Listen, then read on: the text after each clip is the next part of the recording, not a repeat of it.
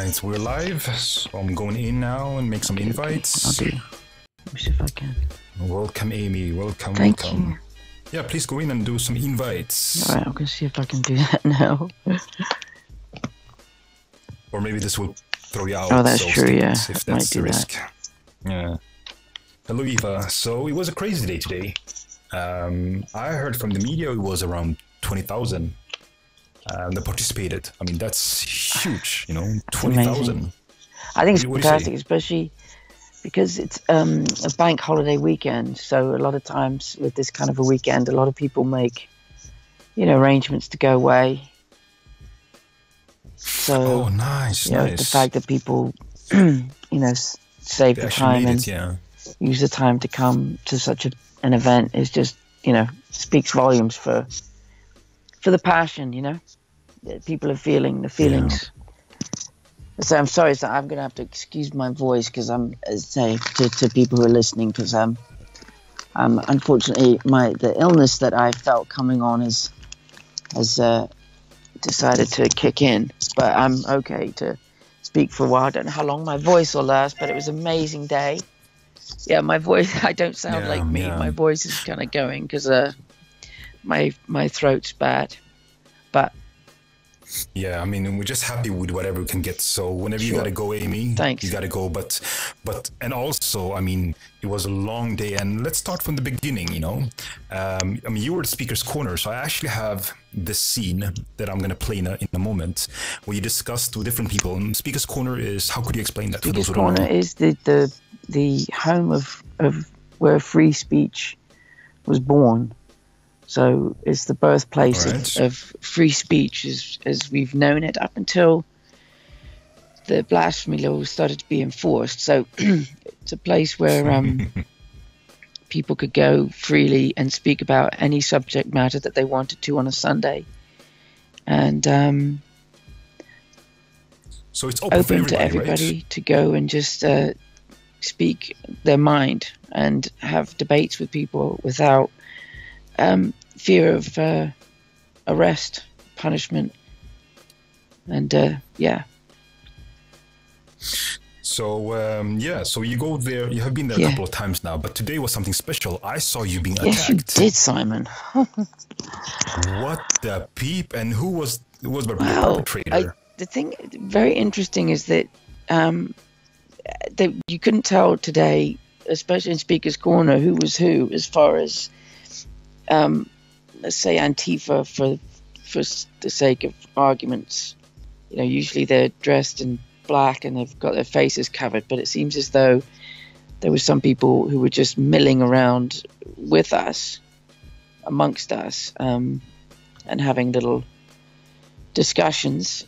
And I heard this girl, probably in her early 20s, maybe early 20s, maybe late teens, talking to Luke, and you know, getting quite agitated. So I decided, especially with what she was talking about, to join in and try and enlighten her with her. Let's think. I'm trying to think of how to say it politely, but I don't know how to describe this girl. Ames, I did not expect the first one to attack you to be a non-Muslim woman. I know, it's Speaker's Corner. What the irony? What is this, you know? Oh my gosh. Yeah. But let people see this for themselves. Okay. And just play a couple of minutes of it just to see the build-up. Yeah. So 2 minutes before it happened. Is that cool? Okay. Because you want to be ruled by bureaucracy in Brussels rather than by this. Well, that's what voting out when. What? Why do you want socialism? Where has socialism worked in the world? No, where has it worked? Pretty well, but it doesn't. Venezuela? How's Venezuela doing? Venezuela's doing just fine, thanks. They don't have any food. Yeah, because the counter-revolution is set. You have to stop spewing this stuff that you've learned by rote. You've been brainwashed. And it's a genuinely serious situation. I kid you not. I've got better things to do with my life, okay? Wasn't killed by far-right extremists. No, that was just the paper. How many thousands of people have been killed by Muslims since 9/11? How many terrorist attacks? There's been 32,000. What about Manchester bombing? Hello? The Manchester bombing? They're killing each other. In Afghanistan, they're killing each other.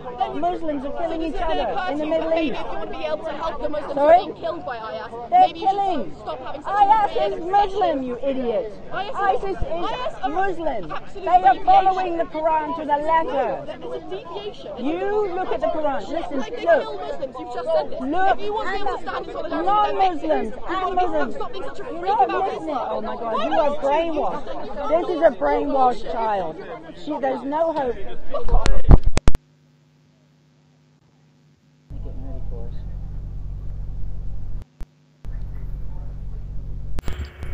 Did you guys get that? Oh, She spit in Amy's. She spat on that Amy. was so disgusting. And did you also hear her argumentation before that? She said that ISIS are a deviation from Islam. Did you get that part as well? So these apologists that haven't read the Quran or anything like that, they are confusing the left. And here's a perfect example.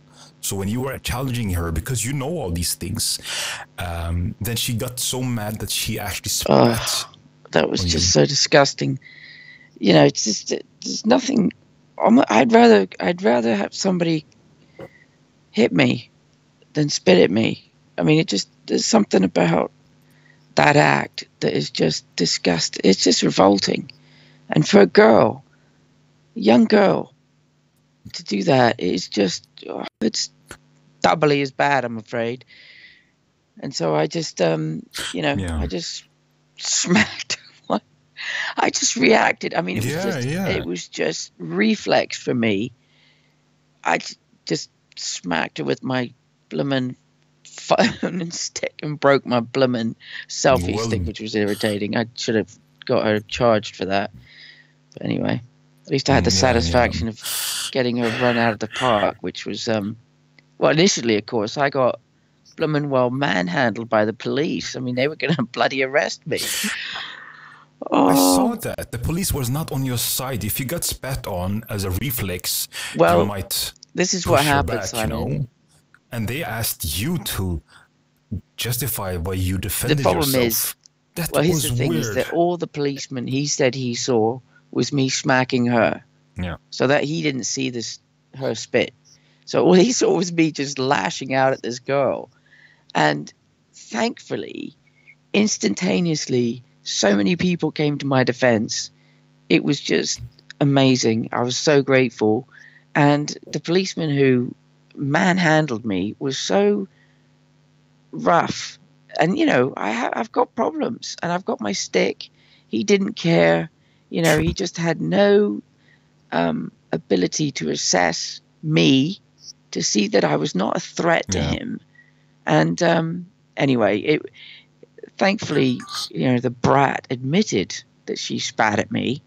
And, I obviously, thankfully, the senior officers came along who I asked this guy for. I don't know what made them appear, but, they saw sense and asked me, I wasn't going to give them my name, the usual stuff. I thought, I'm not giving them my name. I don't want to miss the event. And I just said, just tell her she can't spit at people. And I mean, it was so nice to see Based Welshman and a couple of other people just basically, and the police escorted her out of the park. She was evicted. Oh wow, that's nice. I missed that part. I haven't actually seen Based Welshman's footage, but I know that Mr. Sod recorded Based Welshman recording being chased out the park. So I mean, it was fantastic. I mean, that was justice. Yeah, definitely. I want us to talk more about the event. Yeah, what was your impression? I mean, this is your country. People finally, waking coming together and saying enough is enough.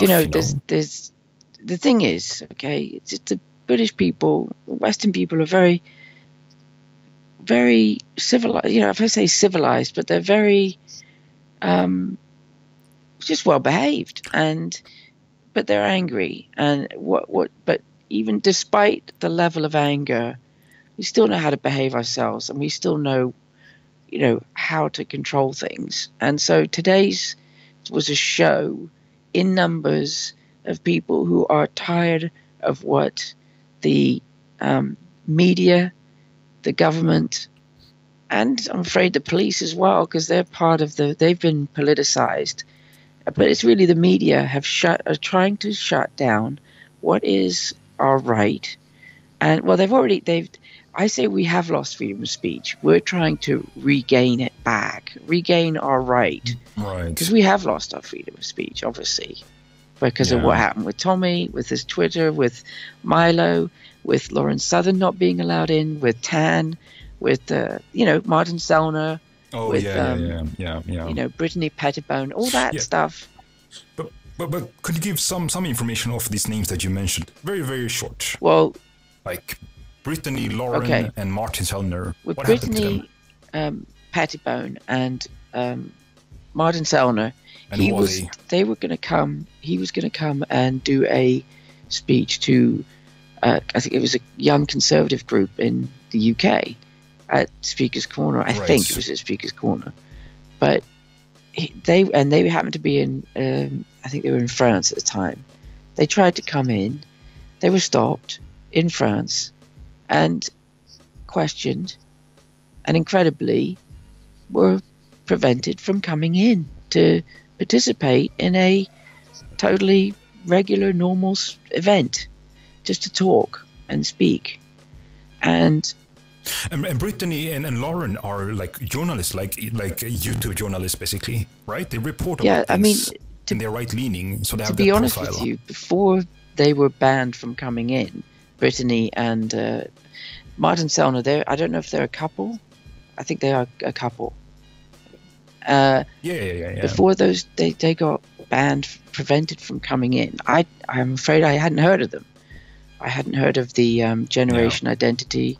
It just hadn't come onto my radar. But obviously, Lauren Southern, who's a Canadian reporter, well known with the rebel media, and she's very outspoken. She's covered a lot of events. She's just a great speaker, great interviewer, totally clean-cut woman, prevented from coming into this country because of this stupid, it was what I found out, again, everything you sort of find out afterwards, but she participated in a experiment in Luton to put out leaflets to say that Muhammad's gay, to see what reaction they'd get. Allah is gay. I thought it was Muhammad was gay. That was Allah. No, the reason why she did that is because Vice News and other outlets said that Jesus was gay. So, if media is allowed to do it, can I do the same for Allah? That's right. Which is fine. Nobody obviously not. blinks an eye if it's got anything to do with Jesus, or if it's to do with Christians or Jewish people or any other belief system. It seems it's fair game, and nobody has an issue. Nobody gets all wound up. But obviously, Islam is a separate case altogether. And because people got annoyed, as they did, I'm not sure, the entire story, but basically, this is how twisted our society has become. Because of that social experiment, which is what they called it, they twisted it to say that she was a hate preacher, or it just not conducive for some ridiculous. She was held under the Terrorism Act, which is just an absolute That's so crazy. abuse of power, outrageous. And in the meantime, you know, literally welcoming in jihadis back from the front line, ISIS of fighters. killing people, actually killing people, beheading, participating potentially, and it's an outrage to our society. It's a complete and utter madness beyond acceptability. You know, we've had enough, and that is what today represented today, with Tommy Robinson losing his Twitter feed, everybody else who's been taken off Twitter because of their point of view. This is discrimination. Total There's no other word. 100% Political discrimination. politically, absolutely. It's a political, ideological discrimination against Western democracy, and it is 100% brought in for the blasphemy laws from Islam that have been crept in and snuck into our system, and has gone into the psyche, not physically, but we will defend ourselves if we need to. But we are saying to the media, that is a complete and utter corrupted system. It's betrayed the people totally. They're supposed to be looking out for the people. The media is supposed to be checking on the government and making sure that what they're doing is for the greater good of the people. They are not supposed to be the weapon and the mouthpiece of the government against the people. And that's what's happened, and that's where we are today. And unfortunately, people who've made an awful lot of money, who've, you know, benefited through capitalism, and they have now abused their power against good people. And it's for so many, I've found out so many things that have totally broken my heart about this country, especially with what's been allowed to happen for 30, 40 years because of Islam. And then, of course, sorry, Simon, I've sort of taken over. I just want to say, no, go loose. It's is that here. I thought it was, you know, when the Barcelona Declaration, when I found that, which has been, it's, you know, hidden within the European Union, within the document system that nobody knew about. Can you explain what it is? I mean, keep it basic for those who have never heard it before. What is the Barcelona Declaration? The Barcelona Declaration was an agreement between, it started way back in the 70s, actually, between Europe and the Saudi Arabia, Africa. It was France and Saudi Arabia. France made a deal to do with oil, and with Islam made a demand about, Saudi Arabia made demands about bringing Islam into the West, to making it acceptable. Now, I haven't been able to find out, you know, how quickly it started developing until, let's say, you know, over the years. But I know that 1995, the Barcelona Declaration was literally a secret agreement between the European Union and 14 or 15 African and Middle Eastern countries to create a free trade area. Freedom of movement was going to become, over time, and in the Islam, a forced acceptance of Islam to change our minds, to train our minds into.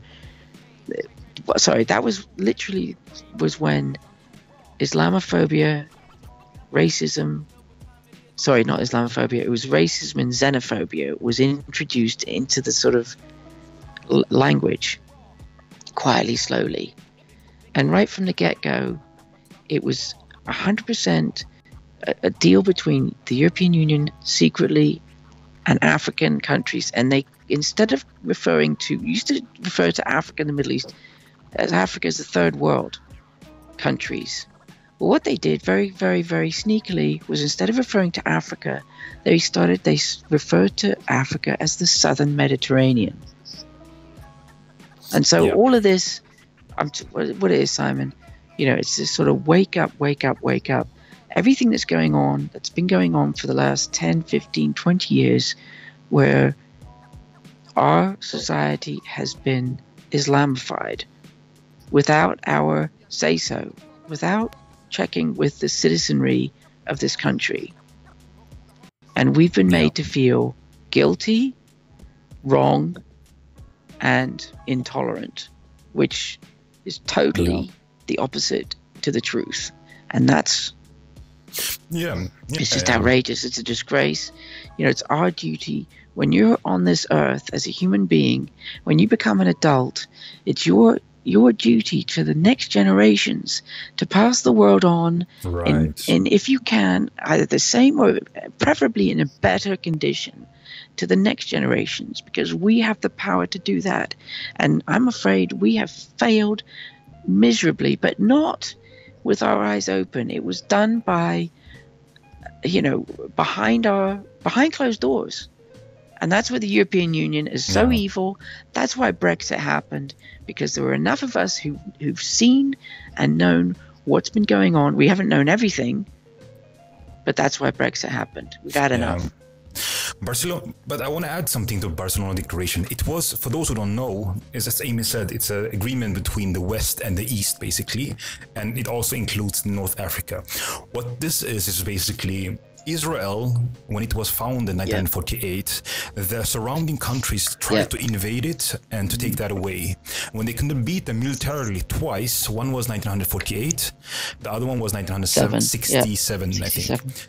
Yeah, so when they lost 2 wars, imagine 6 countries fighting against 1 country. They were so humiliated, so they would think like this: how can we beat them? So every country in the West that defended Israel, the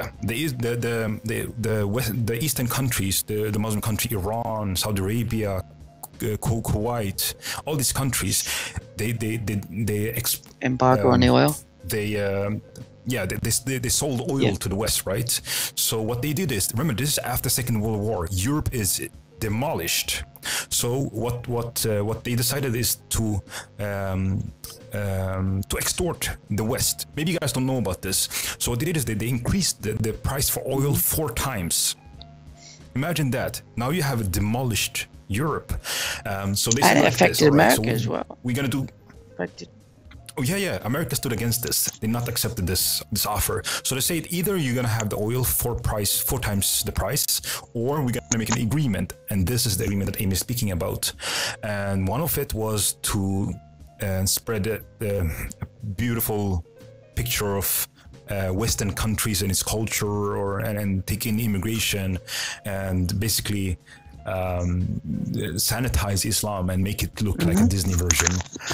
So I think that's important to include, that the oil price that was 1973 part of the extortion. Was when it really hit, and 1974 is when France took it upon themselves to make an agreement with Saudi Arabia, with the Arab countries, and that was the beginning. That was the beginning of the demands. I've only recently found this out. I've been digging because I couldn't understand how the Barcelona Declaration could be so widespread and so overwhelmingly involve so many countries and have such a big impact. And the demands were all very one-sided, and so it had to build up over time.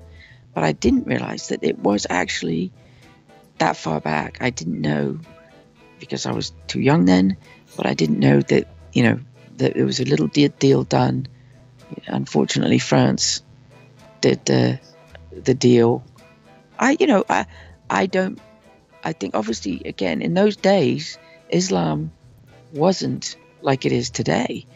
You know, we didn't have the horrific violence. They didn't see it, and so I'm going to give. But the leaders used to speak the truth about Islam before. You know, I'm reading the Barbary Wars. He knew. Jefferson, way back in 1800. Churchill, you've got it there. Yeah, Churchill. So they knew, and that's probably what makes me so angry with the politicians, is that people in power, they know full well what Islam is about. And it was their job to bloody well protect the peoples of the West, because they had the inside knowledge, and they betrayed us. Basically what happened is, after Second World War, Europe needed oil and they needed people to work and basically rebuild Europe. So they thought that it was a good deal, you know. We get people, we keep the oil price low, and, you know, they didn't really understand maybe how bad Islam was, and the immediate threat was that Europe would not be rebuilt. So I can understand it from that point of view, but did not have cultural sensitivity. Islam is more than just a religion; it's a political system that's here to conquer. Basically, it's a fascist. It's like a communist ideology. It's an all-encompassing, every aspect of life, from birth to death, and everything in between, is written down for how it's to be done.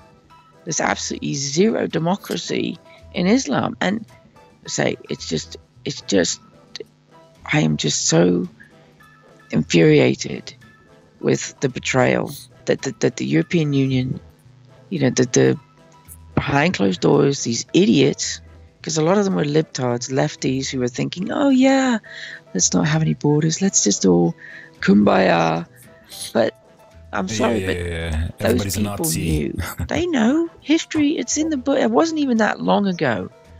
It wasn't that long. It wasn't long enough to forget. And Spain knew what the hell was going on. Spain was conquered for hundreds of years. Oh yeah, 800 years. You're right. That should be instinctively. But it seems as though we're relying on Hungary.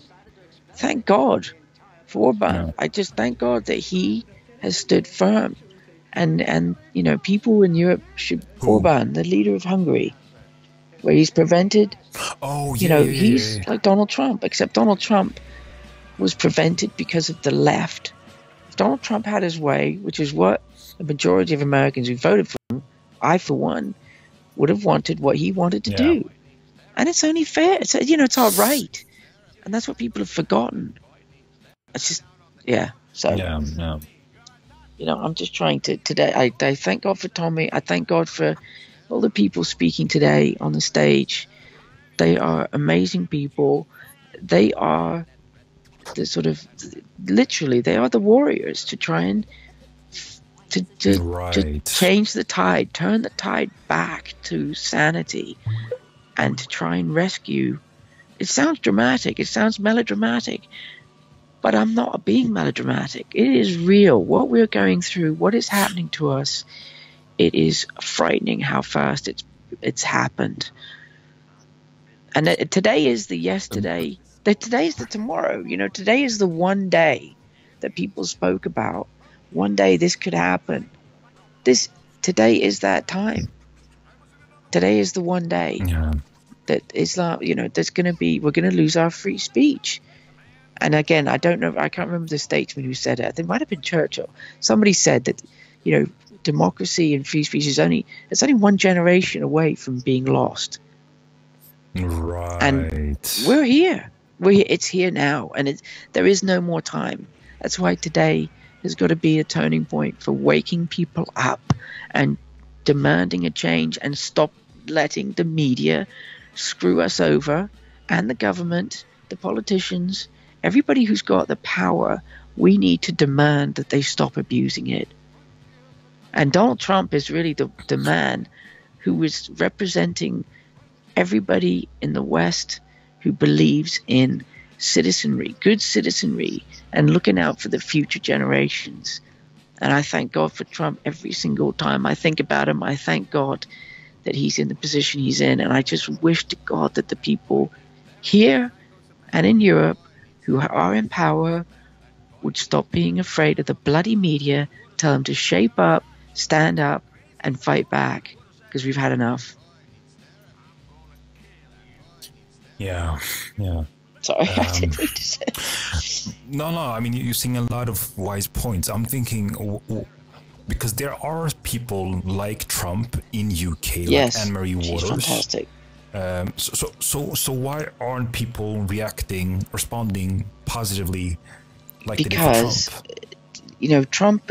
he's unique. Donald Trump, President Trump, is one. He's literally unique. He's been known forever. He's been in the public eye for a very long time, but sort of in the background, and. He is. There's no two Donald Trumps. Unfortunately for Anne-Marie Waters, she's in a time, especially the way that politics is in this country, it is so fixed on the conservative Labour. It's really, two-party. It's country. The electoral system is such that this country could never have a Donald Trump as a prime minister. You would never, in any election, ever have somebody go from the outside into the prime minister as number 10. Never in a million years could that happen in the current system that we have. And that is the tragedy.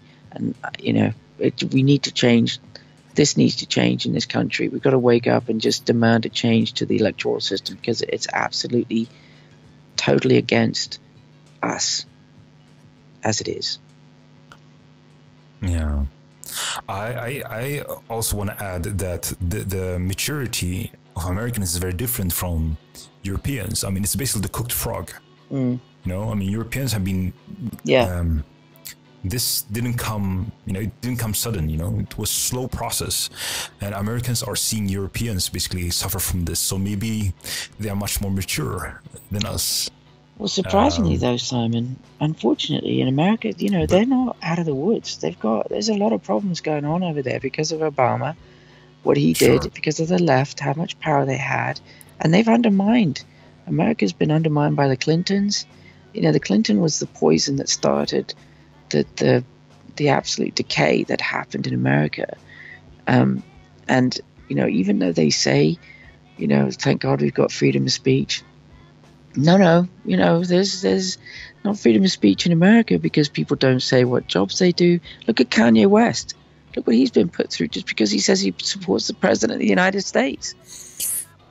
You're right. So they have different kind of challenges. Well, see, the thing is that, that America is so much bigger geographically, it's huge. Of course. It's like Europe. And so England, it's like a microcosm. England, what's going on here, you're not going to get in America because it's too big. There's too much stuff going on. But if you just took one city in America, I mean, everybody, it's weird, okay? I know that in New York, they have the call to prayer going on in different locations. Yeah. Now that is, that I never in a million years did I ever think that Americans would allow that to happen. I mean, I'm American, but I know I don't sound like it. But, I just never thought New Yorkers would say, okay. I would have thought somebody, as soon as that started, they would have shut it down and said, excuse me, no. This is America. This is Christian country, majority. That belongs in the Middle East. No call to prayer, thank you very much. No. But no, it happens. They're praying in the streets. It's very odd. There's a sort of cognitive dissonance where they see things that happen in Europe and they think, oh, thank God it's not happening here. And the next thing you know, there's a bloody jihadi running down New York, Manhattan, running people over on the pavements. But the media lie. The media lie about it to say who's done it, why it's done. They're not telling the truth. And it... Well, can I show the video from New York when it happens? I think people need to see this. This is in New York. Oh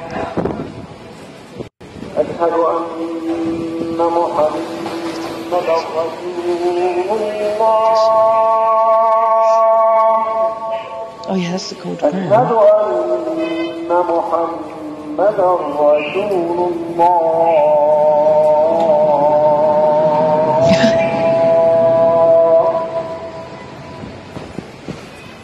What's going on? This is Brooklyn.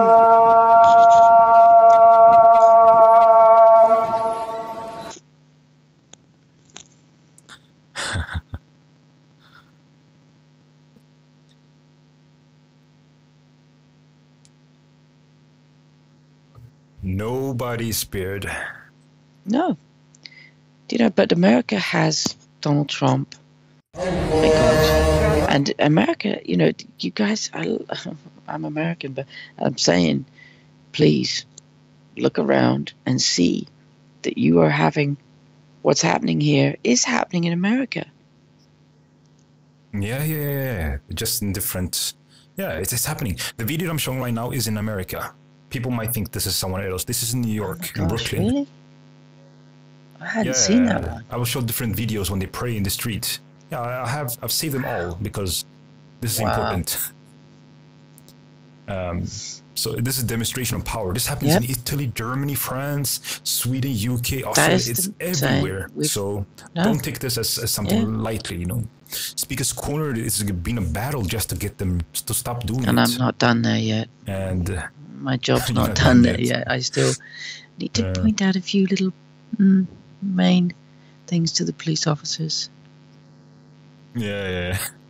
But it's sick that we have to fight for it. you know? Because the It's- people that we put in power are the ones that they're supposed to be looking out for us. And even, unfortunately, the police. The police are looking at the wrong Yeah. people. They're making, I tell you what, it makes me sick. It makes me sick to think Yeah. of what they've allowed to happen, what they've been. I don't get it. I never will. I'll never accept what's happened in Rotherham, Telford, Oxford. I mean, it just makes me feel sick to my stomach to know that it's not just the police, the authorities, the local councils, the social workers. Shame on all of them. Shame on them.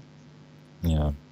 And Do you want to explain for those who don't live in America, those who don't know about this?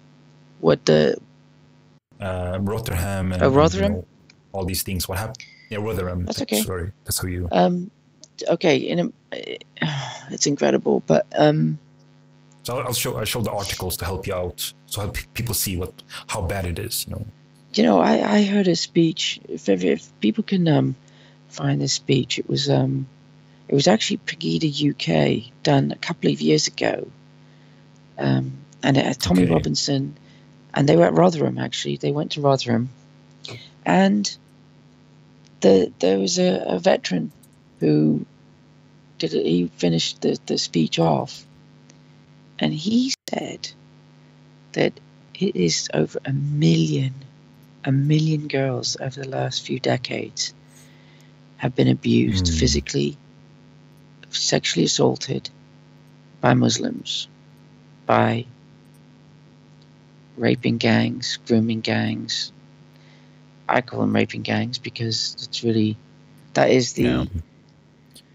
I don't know, Simon, it's truly horrifying. And what happened is that because of this whole, People need to know because of the about whole it.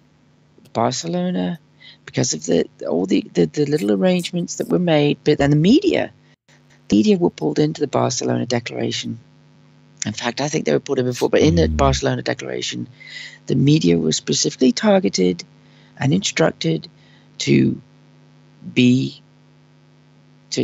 start talking about xenophobia and Islam and Giving cover to this. starting to control.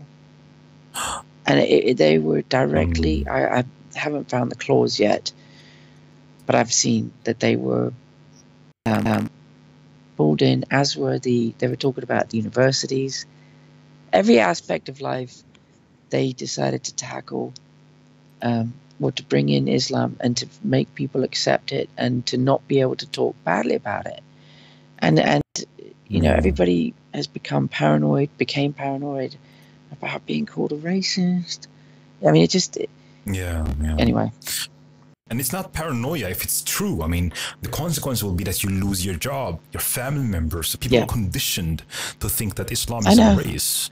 I know. I mean, well, actually, it's so absurd. I hope they have redefined racism, which I didn't know. Yeah. I've looked it up.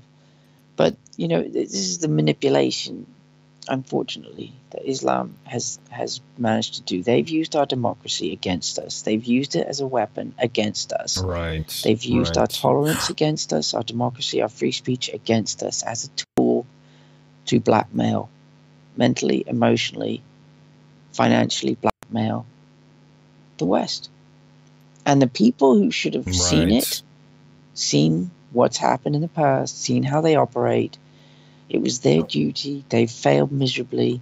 They've the Trojan horse, instead of it being like it was back in the day, the original Trojan horse, this one was see-through.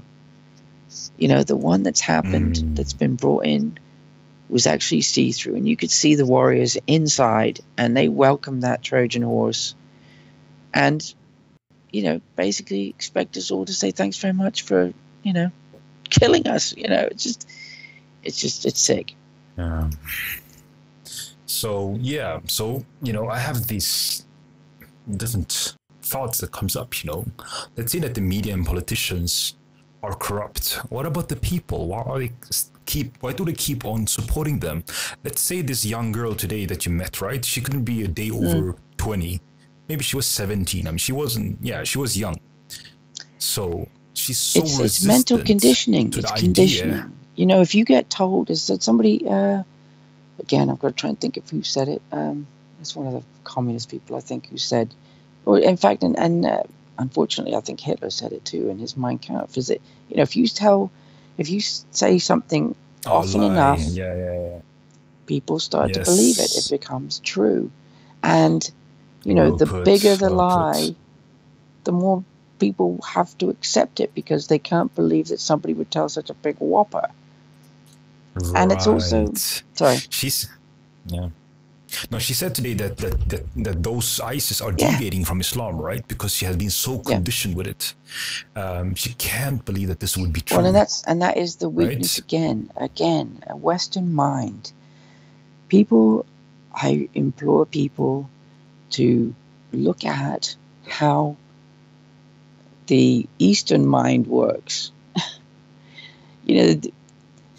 The Western mind is so much more transparent and readable.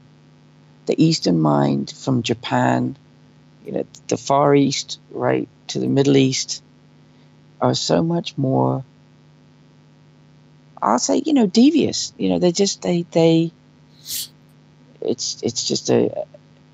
They have an ability to accept, to say a lie, if they believe it's for a greater good, to preserve anything that they want to preserve. They can, it's all fair game. And I'm sorry, but they just know how to read us so well. And for some reason, we've become very soft and squidgy. And it's still hard. Even though you see people being thrown off of buildings, blindfolded and their hands tied behind their backs, you see the images, you see people being beheaded, burned alive. There's this, I don't know if there's it's a cognitive dissonance where people just, it's too painful to admit the truth. It's almost too hard. People sort of like Disneyland, and they like to think about, happy clappy stuff. And, I do too. But unfortunately. But let me challenge that a bit.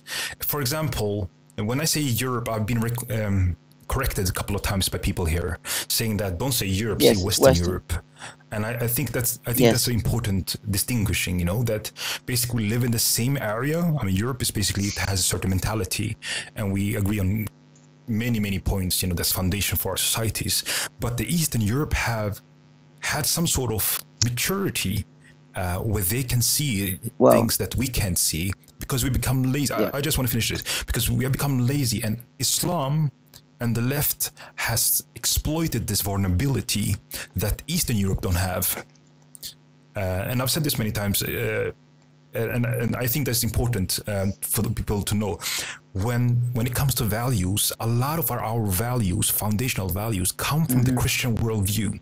When that seat is occupied, like it is in Eastern Europe, like Poland, when that seat is occupied, there's no room for Sharia. And when that seat is starting to be challenged, the first people that will stand up against this is Christians, basically, because they see something else coming and threatening the system. But they suffered from it. You see, Hungary, they suffered from Islam firsthand. Yes, Recent as well. As far as history goes, historically speaking, they were exposed to it. This country, Western Europe, didn't get that far, except obviously the Spain, which, but it was a few hundred years ago. But say Eastern Europe has had it much harder. They've been exposed to Islam much more severely, and so they know reality. They know the danger, and we were far too far removed from it. Right. And I'll tell you, I think it was for 400 or 500 years they were under Islam. I mean, quite a long time. So they told their children. So this has been something that. But that interestingly, comes with it. our history, I never learned anything about Islam in school here in England, in America. I never heard Islam mentioned ever. Ever. And the Crusades were always. It was always sort of suggested Evil. that it was the Christians, attacking the Middle East. It's that. I say, if you get told something from an authority figure, you tend to, now, not so much now, but it used to be that you would believe them because, why would they lie to you? You trust them, and so, and I'll tell you what, the thing is really weird, Simon. It was only when we had a lot of Eastern Europeans come to this country that I was, the whole thing about how they don't respect, Eastern Europeans don't respect the West. Even we were, I'll tell you just quickly, I'm just going to say something about charity.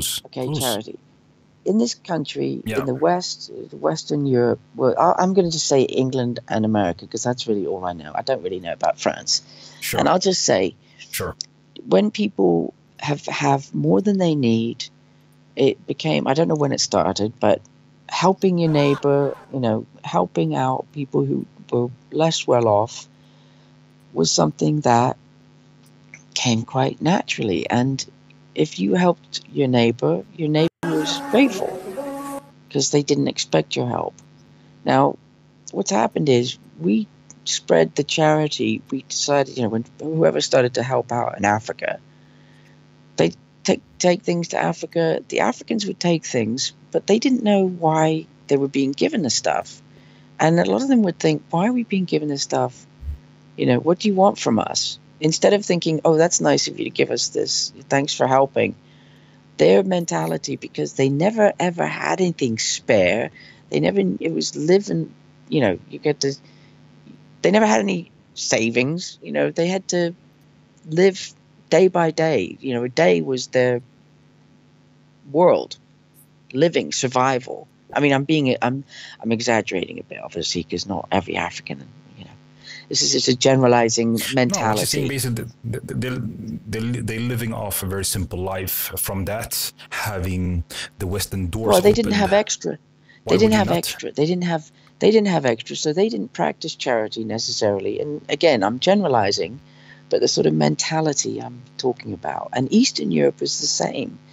And what I found is that obviously when the Berlin Wall came down and West Germany, you had all these people coming from Eastern Europe, and they just did not have the Western mentality because life was hard for them, harder, harsher, and there's a sort of, I don't know, the mentality is such that you don't get something for nothing from there, and they just don't understand that the Eastern Europeans who've come here. I've spoken to them. That's where I've learned this from, is that they think we're crazy. They think English people are absolutely crazy. They cannot understand why we would give away things to hurt ourselves. Oh, have I lost you? Oh, sorry, I thought I lost you. No, I hear you. I'm listening. Their minds are, they'll take what they're given, but there's no sort of necessarily sense of gratitude. It's okay, I'll take it. You're a bit stupid. I don't know why you're giving it to me, but I'll take it. And so English, it's like if I gave something to somebody from me to them, you sort of think you'll get a thank you, and they'll appreciate you giving them something, right, to help. Eastern Europeans, because they've never been in a situation to give things away. And again, I'm generalizing. Please excuse me, everybody. I know I'm generalizing. It's just a sort of basic, very simplistic example. Is because they didn't have anything spare. They had to, it was living hand to mouth. They don't have that mentality of generosity, of, giving to others. And so when they get it, they're suspicious. It's like, what do you want from me? Whereas, of course, Islam is a completely different kettle of fish altogether. That's a whole different mentality completely. And I can't go into that tonight. But I'm talking as sort of and I say this is what Western Europeans and British people just have not been exposed enough to how other groups of people think. Become soft. Totally. That's and it's not me being I definitely understand your point. I'm not being critical of British people or American people. It just is what it is. It's the exposure. I'm very well. critical. Now I am. Now What's I am. wrong Now I with am. you? Why won't Simon? Yeah. Why won't you protect your house? Why won't you care about your kids' future? We're warning you. We're warning you with evidence. This is time of information age. Why won't you listen to our evidence? And I want to play this because what's the difference? This might sound like a stupid question, but what's the difference between ants or animals and humans? Are you going to play something or say something? What's the difference? Was a question. Between? What is the difference between ants? Yeah, on building civilizations. Why are we better at building civilizations than ants or any other animal? Because I don't know, son. Because I mean, quite honestly, I'm thinking about ants, and I think they're pretty bloody.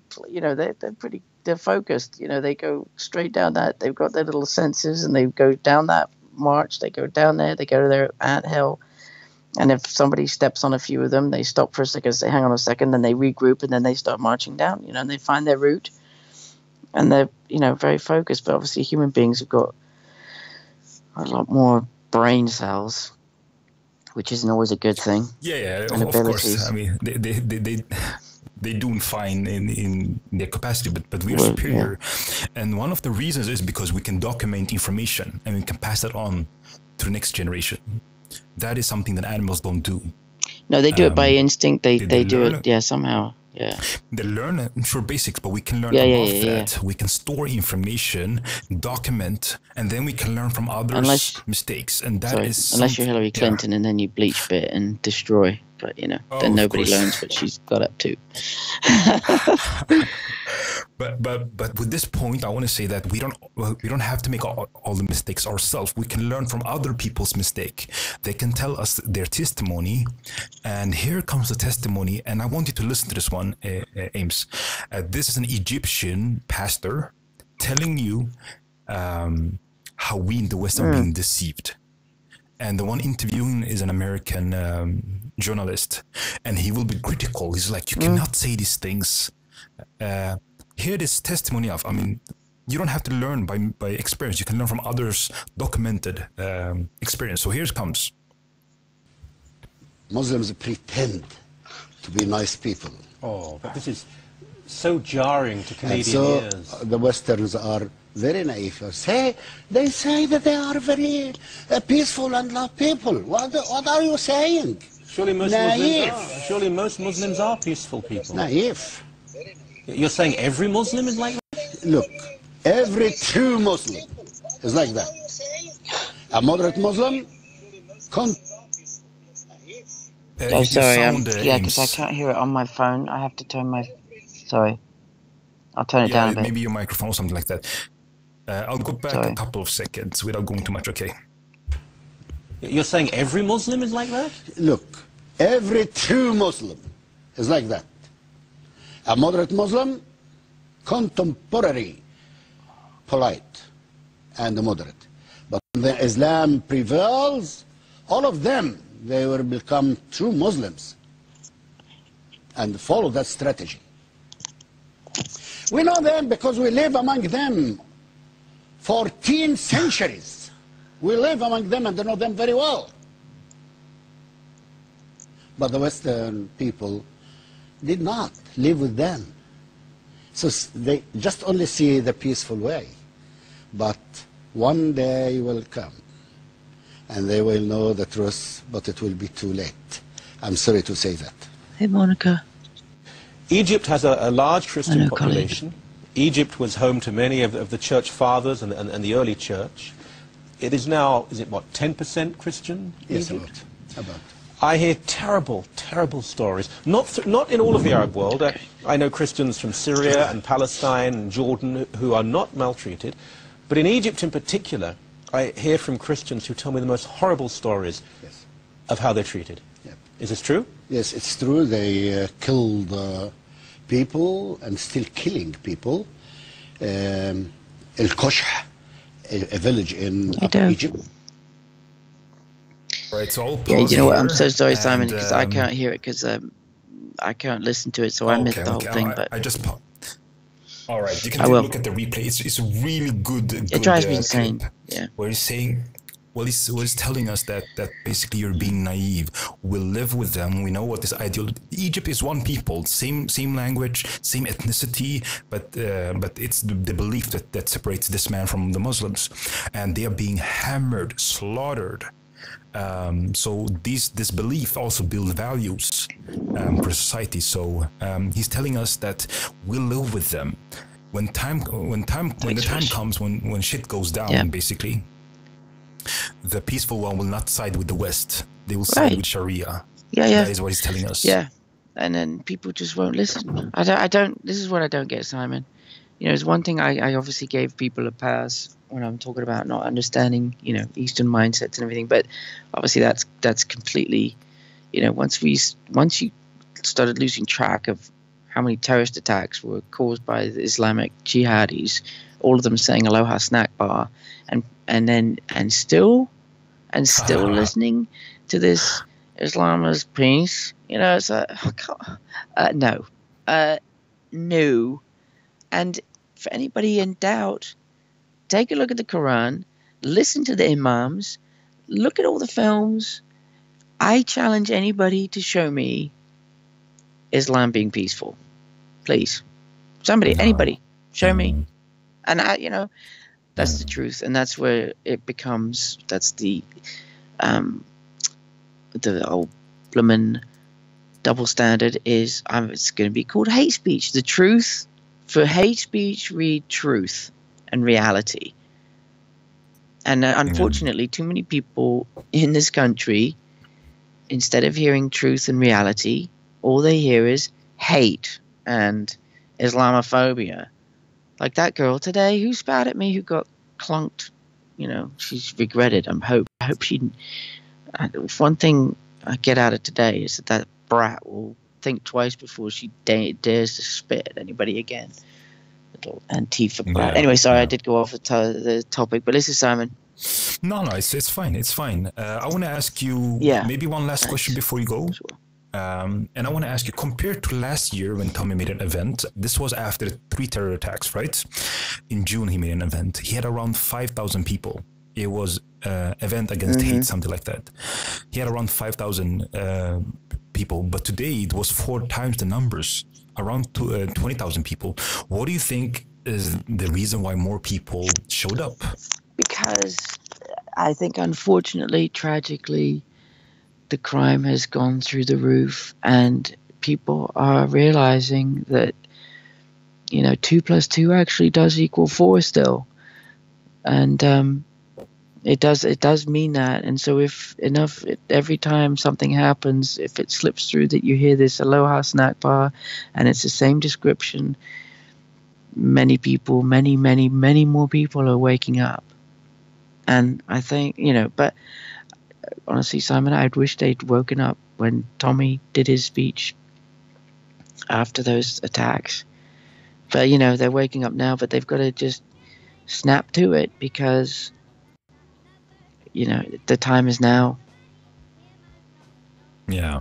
And I thank you so much, Simon, for what you do, because I feel that, you're very objective in your approach, where you are so clear in your explanations. You show the data, you show the source, and you know what it's all about. And so it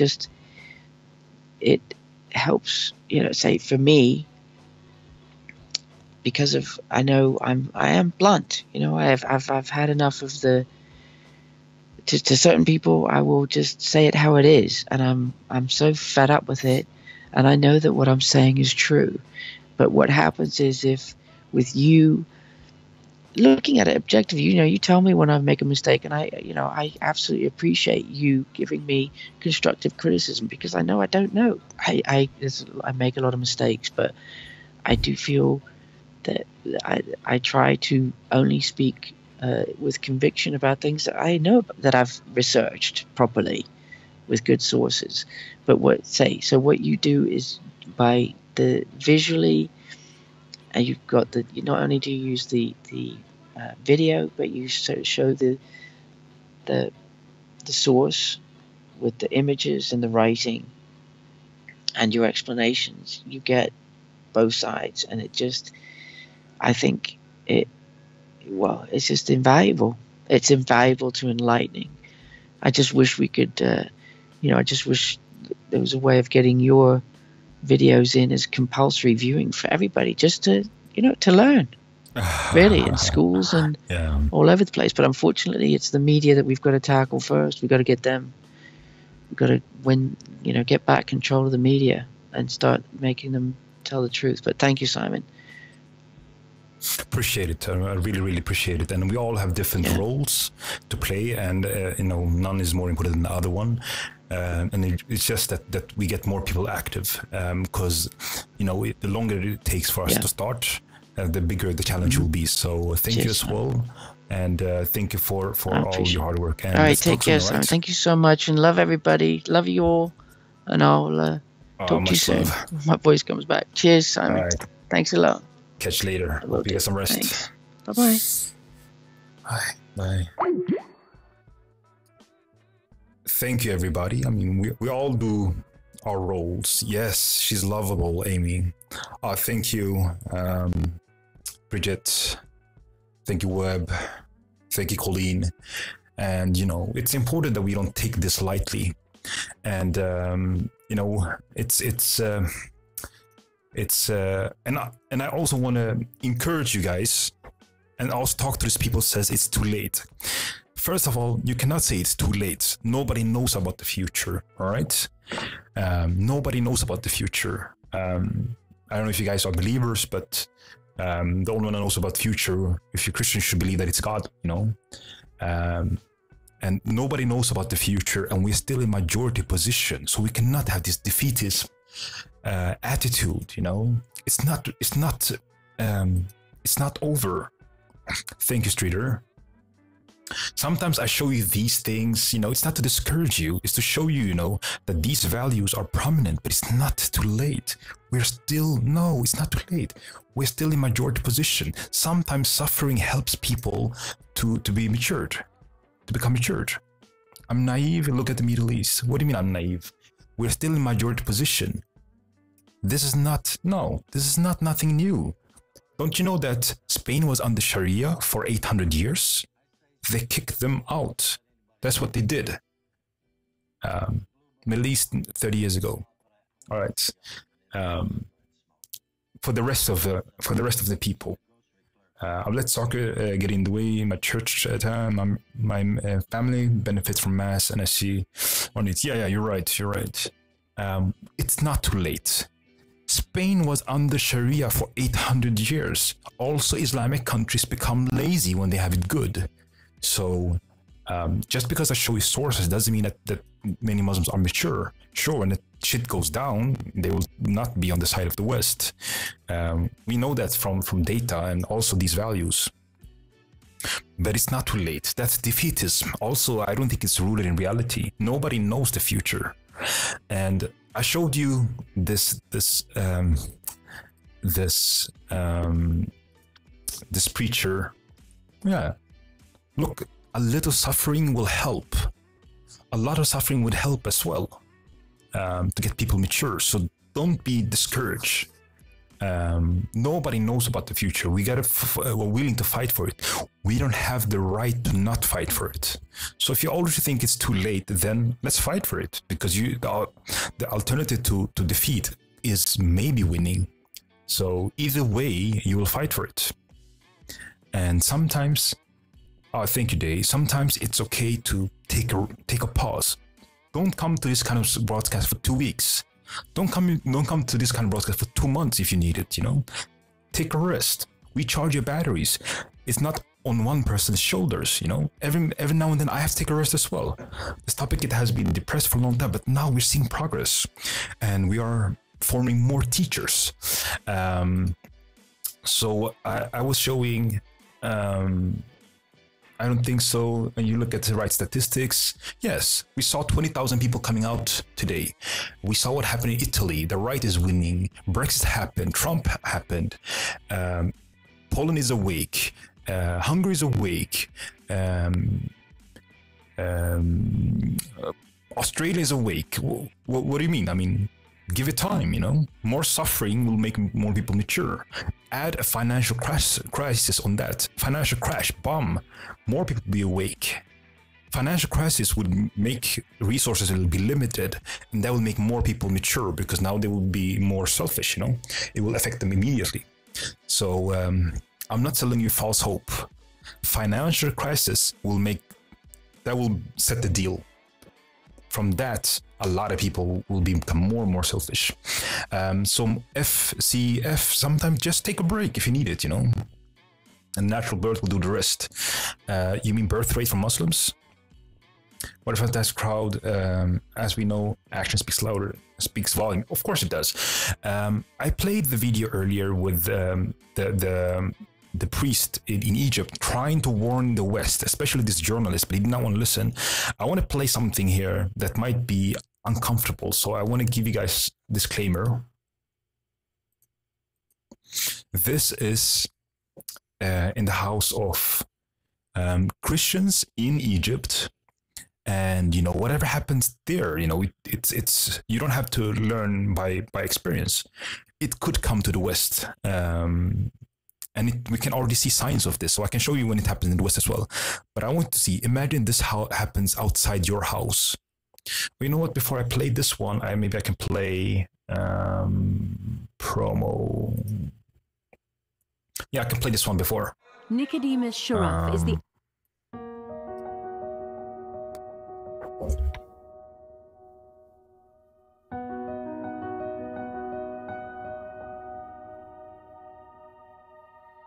قایکی بعد قصدی لخون منی و تو اختو سوره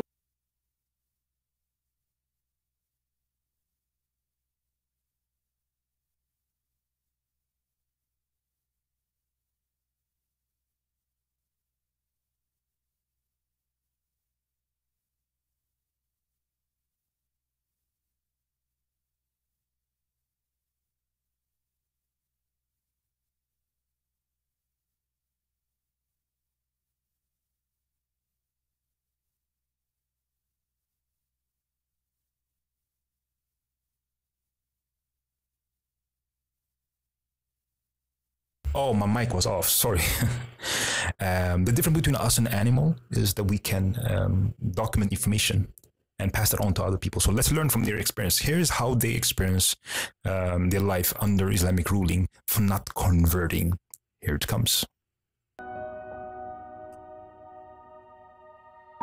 قایکی بعد قصدی لخون منی و تو اختو سوره أنا مير لك بخاز شو سوره جو عراق قتل خله ومن دي بش كبيرة دي خسوراي وذكم لي كفار دخلوني وشدوا ايدي ورجلي وخلوا لايك بلاستر على حلقي تعذيب طبعا.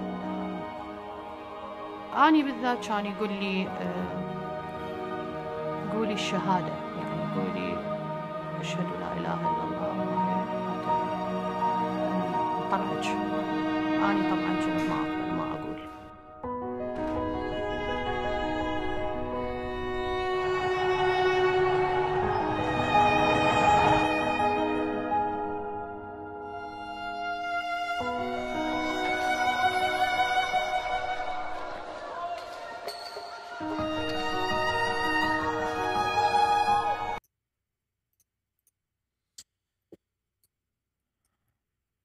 Are you seeing this one? Outside your house, you have a mob. Outside your church, outside your house, outside your congregation, you have a mob wanting to slaughter you burning down your house or your congregation for not converting. This is the mentality. So this one is in Egypt. No fear-mongering. It's about reality. Truth is truth. I'm going to show you another video now. This is in Egypt. So they go for people who are non-Muslims, persecute them, and this is the way to do it. Imagine if they stand outside your house and doing this to you.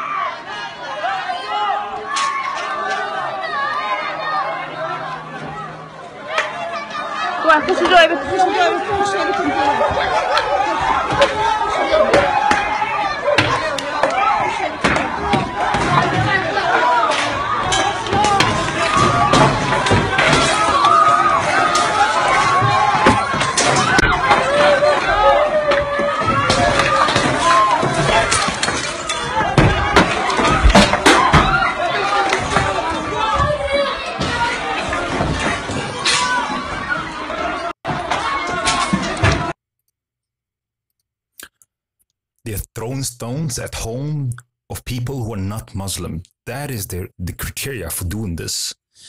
Oh, you think this only happens in the Middle East? Well, let me show you when this happens in France as well. I'm just going to finish this one.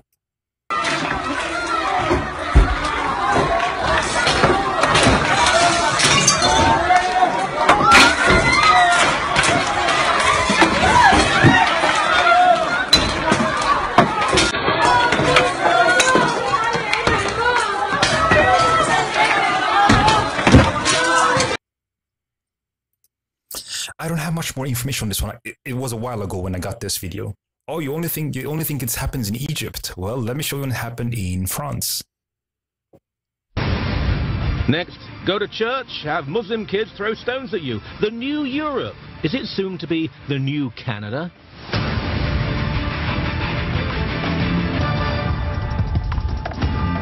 Cornucopia, end bit of show. Have a look at some of these pictures now. This is what happened. Muslims have been attacking Christians attending a Catholic celebration in southern France. Okay, this is the Don Bosco celebration. It's Catholics who are just coming out of church, and there's a feast and so on. And once again, I mean, you know, the religion of peace once again proves it really is that. Muslims, look at these kids, they're throwing stones at people coming out of this celebration. They're welcomed into France, they're given all the benefits of living in a very civilized, beautiful country like France, and people are simply coming out of a Catholic church, and Muslim teens are throwing stones at them. Religion of peace. Take care. God bless. Goodbye.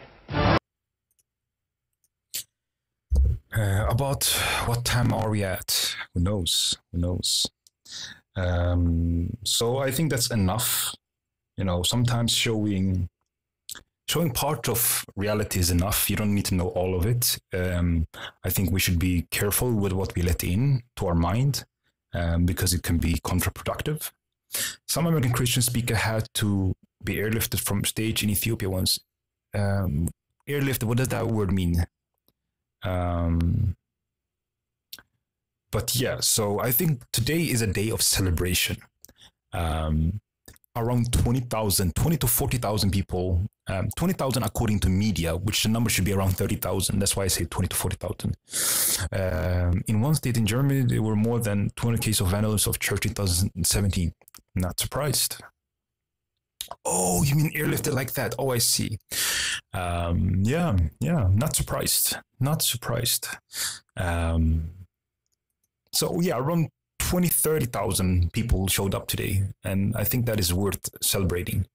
That so many people actually showed up, and maybe next time it can be 50,000, 60,000 people, and time after that maybe we can get 80,000 people. So it takes time to grow a movement. I took a screenshot for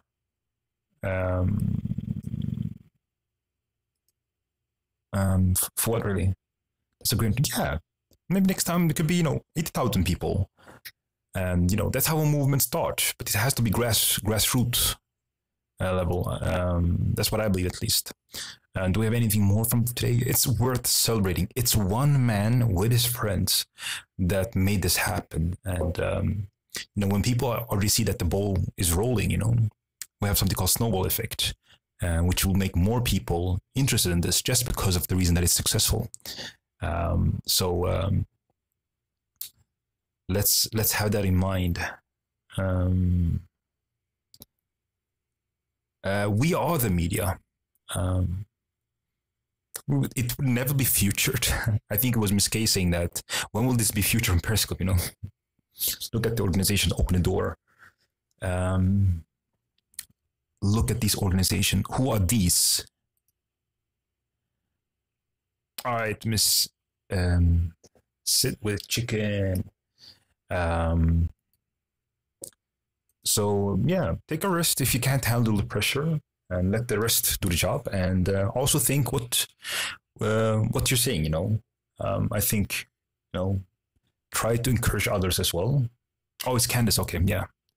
Try to encourage others as well. And if you really can't do it, open the door. Sometimes take a break, both for your sake and for the rest. Oh yeah, Candace. Yeah. I wish they had more pictures on the crowd. But yeah, around 20 to 30,000 people.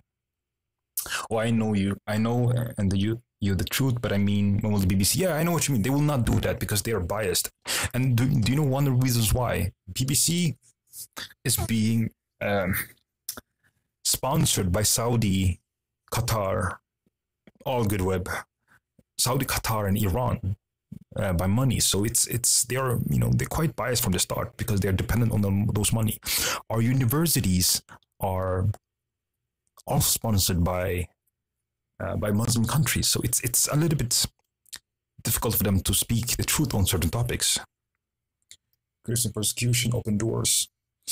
Yeah, so I guess the Christians have also been conditioned to think that turn it out the cheek means that you don't close the door to your house, basically. What is Saudi, Qatar, and Iran? Oh, they're sponsoring our universities, our media stations. They have basically bought them, or at least their silence. I think it was a great article that I read that was about 2 years old, that our institution had been sponsored and their silence has been bought by the Saudis. I actually have the article close if anybody want to see it. Do anybody want to see it? It could be good to actually, I have to save all this stuff because we have so much deception. So they will always ask you, where's the evidence? So you got to have the evidence close. Do you guys want to see the evidence? Didn't I already ask you about if you know the research, research Pope Francis much, maybe? Oh, Pope. I think the Pope is a joke, Colleen. I think he's a sellout. Start with that. Let me show you the Pope. I'm not talking about the position of Pope. I'm talking about this Pope. The previous Pope spoke the truth about Islam. But you have facts. Let me show you. Here's what he says about Islam. Credo che non è giusto. You're trying. Let me show you what I found. I'm not talking about the position about the previous Pope spoke honest about Islam. I'm talking about this weak Pope. Are you guys seeing this? It's not right. Even my mom, Extreme Catholic, is also on my side. What's your side? But my saintly sister is mad at us. Okay, so my position is, I think it's important that we have church leaders that is willing to lead with example. So the thing with Catholicism is they are centralized instead of like the Protestant. They are decentralized. He's a fraud, yeah. And I have some problems with what the Catholics do, for example, with Mary. They pray to God via one dead person, which I think is, you should not do anything like this. I think that's very, very dangerous if you care about Christian theology. If you don't care about that, then we can speak more from a secular view. Pope is very, the position of Pope could be very could be very handy because he can organize a lot of people in short time. So I'm talking now from secular view. The earlier Pope, it was them who called out the Crusades. You guys know this, right? The previous Pope, they were the one that called out the Crusades. So the Pope could lead a lot of people to Marxist ideas. My pastor was clear about this. Either to Marxist ideas or save that. Maybe you guys, I don't know if you have been on my broadcast. For 2 years, I've said that it will be the Catholics that will save Europe. You said Catholic, they pray through Maria, they pray to angels, you know. I said, okay, I'm okay with talking to my Mother Mary, though. I'm okay with talking to Mother Mary. She's dead, you know. That's anti-biblical. But maybe this is not this broadcast, Colleen. If you look at the last chapter in the Bible, it says to not pray to anybody else than to God. The angels, maybe it's another broadcast. I want to keep this, or maybe let's do it right now. Should I do it now, or should we save for another time, Colleen? So I want to show you what this Pope said here. Look, he's basically the enemy of the people. Look what he says: deceiving Catholics. He should tell them about the warning, you know, and warn them. Here it is. Credo che non è giusto identificare l'Islam con la violenza.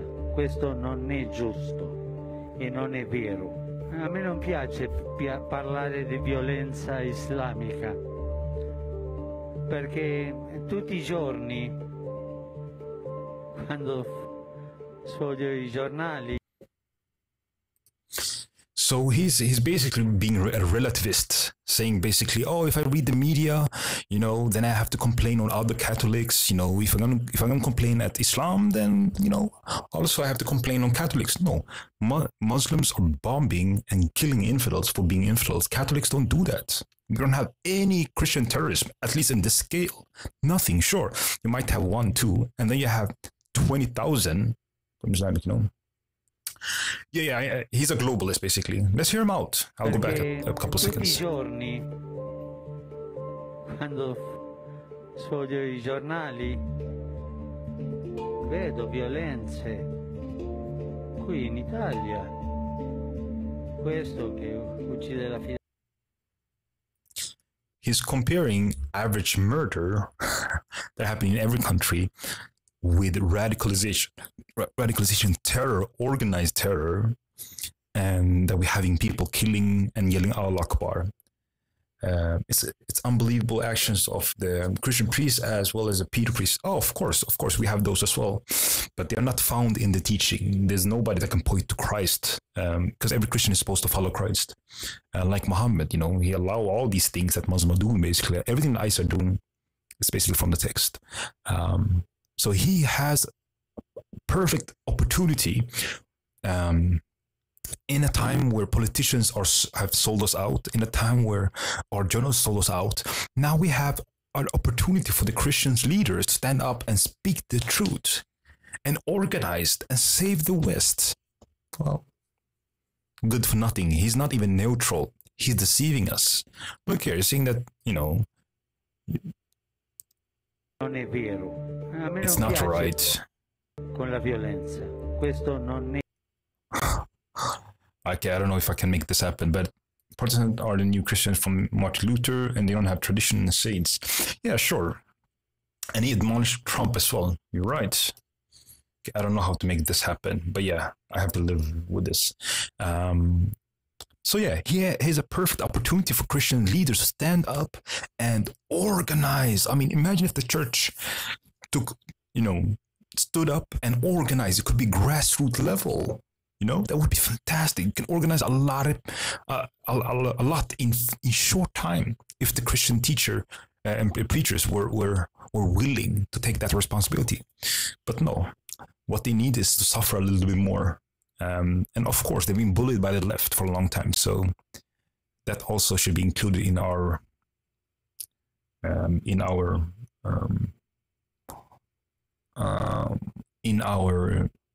analysis. The left had bullied the church for a long time. That's why it's becoming a wimp, basically. I was overjoyed when he was made Pope, and I was taken. I see. Yeah, sold out. And yeah, and what can I say? It's quite disappointing, but you know, I think that I have faith that Europeans will stand up when time is right. Americans are already woke, so they need to suffer a little bit. From suffering, there comes a lot of maturity. So I think I am done with this podcast. I don't know anything. Oh, you didn't know anything? Yeah, of course you didn't know. I read that now covering statues in Italy is to not offend Muslims. Yes, have you seen that? I think people need to see that. Appeasing, basically. Covering Italy.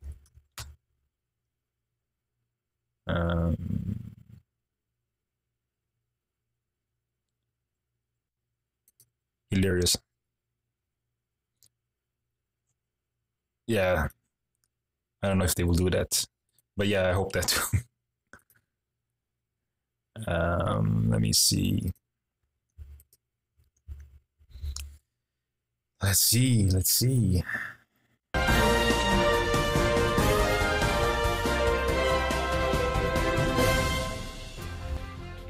Italy made several compromising arrangements to please Iran President Hassan Rouhani during his recent visit with Italy's Prime Minister Matteo and the Pope, including hiding precious cultural statues in disgrace. Not serving alcohol during supper, meanwhile agreeing to $12 billion worth of business with Iran. Wooden crates were placed around the famous 2nd century BC Venus and other statues, removing the risk of them creeping into any of the shots, or worse, catching Rouhani's virgin eye. Alcohol was also not served at Rouhani's lunch and dinner with Italian premiers, as Rouhani refuses to attend official meals at which any alcohol is available. For the first time, wine was strictly off the menu at both lunch with President Sergio Mattarella, the Pope, and dinner with Prime Minister Renzi. Iranian President Hassan Rouhani said Wednesday that he had not asked his Italian hosts to cover up classical nude statues at Rome's Capitoline Museum where he visited with Prime Minister Matteo Renzi. When asked about the cover-up, a smiling Rouhani told reporters he had no contact on the subject with Italian authorities. He also added, Yeah, so you see, it's foolish. This is appeasement. Why can't they conform to us? Yeah, why can't they conform to us? And you know, maybe, you know, I think that we can learn the mentality.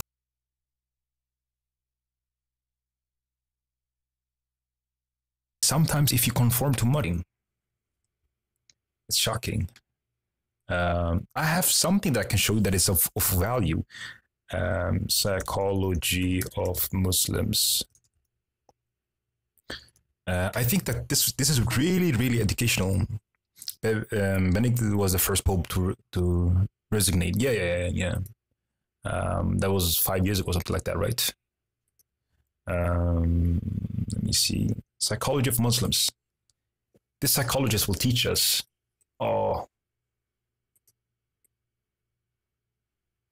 It's a really good clip. He will explain to us that everything is the opposite compared to the West. Or maybe I can do this one instead. Everything is opposite. I think that there's a war within the Catholic Church. Suffering will happen, make better strong. Yeah, I understand what you mean. A reform, you know.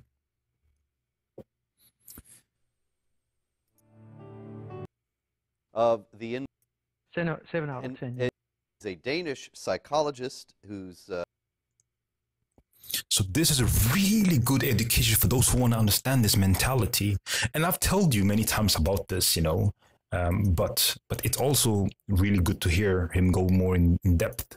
So for those who have time, stay here and hear the psychology of Muslims. And this will teach you also, if you're interested in psychology, this will explain to you why we are appeasing while they are being, you know, in the offense, while they are still minority. Listen to this one if you're interested. Here it comes.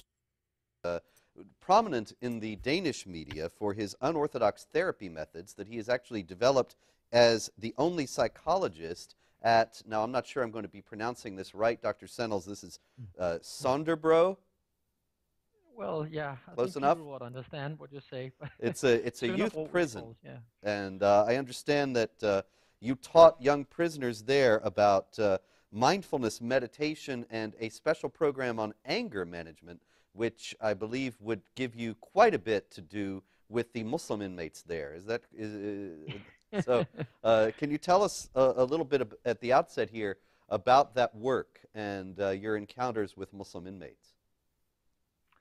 Yeah, well, I was the first psychologist there ever, and they just told me to, yeah, do what I can do to develop psychological methods, therapy methods that would work with these young people. And in Danish youth prisons, 7 out of 10 inmates do have a Muslim background. 7 out of 10. So that 7 out of 10. In youth just prisons. incidentally, what is the Muslim population, the percentage of Muslims in Denmark? We don't know for exactly, because it's not legal in Denmark to make statistics on the on religion among the population, but estimate is between 250,000 and 300,000 out of 5.2 million people living in Denmark. 250 to 300,000 out of 5.2 million. So that's about 5. Sorry, I'm not even thinking straight about the math, but it's not. It's less than 10%. It's less than 10, yeah. And so you're talking 70% of the inmates in this youth prison and less than 10% of the population. Yeah.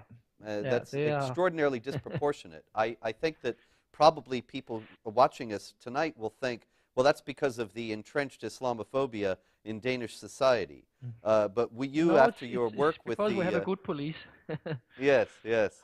But would you say that the Muslim inmates there were unjustly incarcerated, or were they there for actions that they themselves had done that you would then encounter when you were dealing with them? I mean, you would hear about when you were dealing with them for the anger management issues.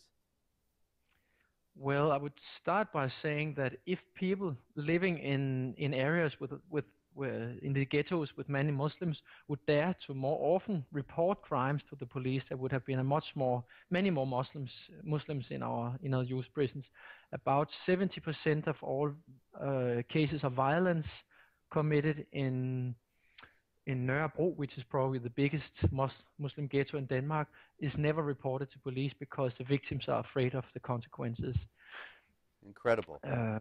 And yeah, so even with this lack of reporting, you got 70% of the inmates. So 70%, 7 out of 10, and you go into this prison. You're the first psychologist there, and they put you in with the. They bring you to work with the Muslim inmates.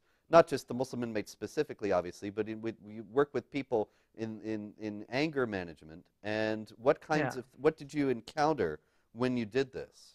Well, it quite quickly became very obvious that they really have, at least seen from a Western and especially a Danish point of view, they have problems with anger. It simply seems that the way that people are brought up in Muslim families and in Muslim communities, they are taught that anger is not necessarily a bad thing like we mostly are taught. They're taught that it's a sign of strength and sign of power. And yeah, while we see it, I would say Westerners, we mainly see it as a sign of weakness, right? We see people who cannot control their disturbing negative emotions. We see that as a weak point. It's a bit embarrassing and so on. But it's very different with most Muslims. And well, I find that very much. So many. Oh, excuse me, Nikolai. I didn't mean to interrupt.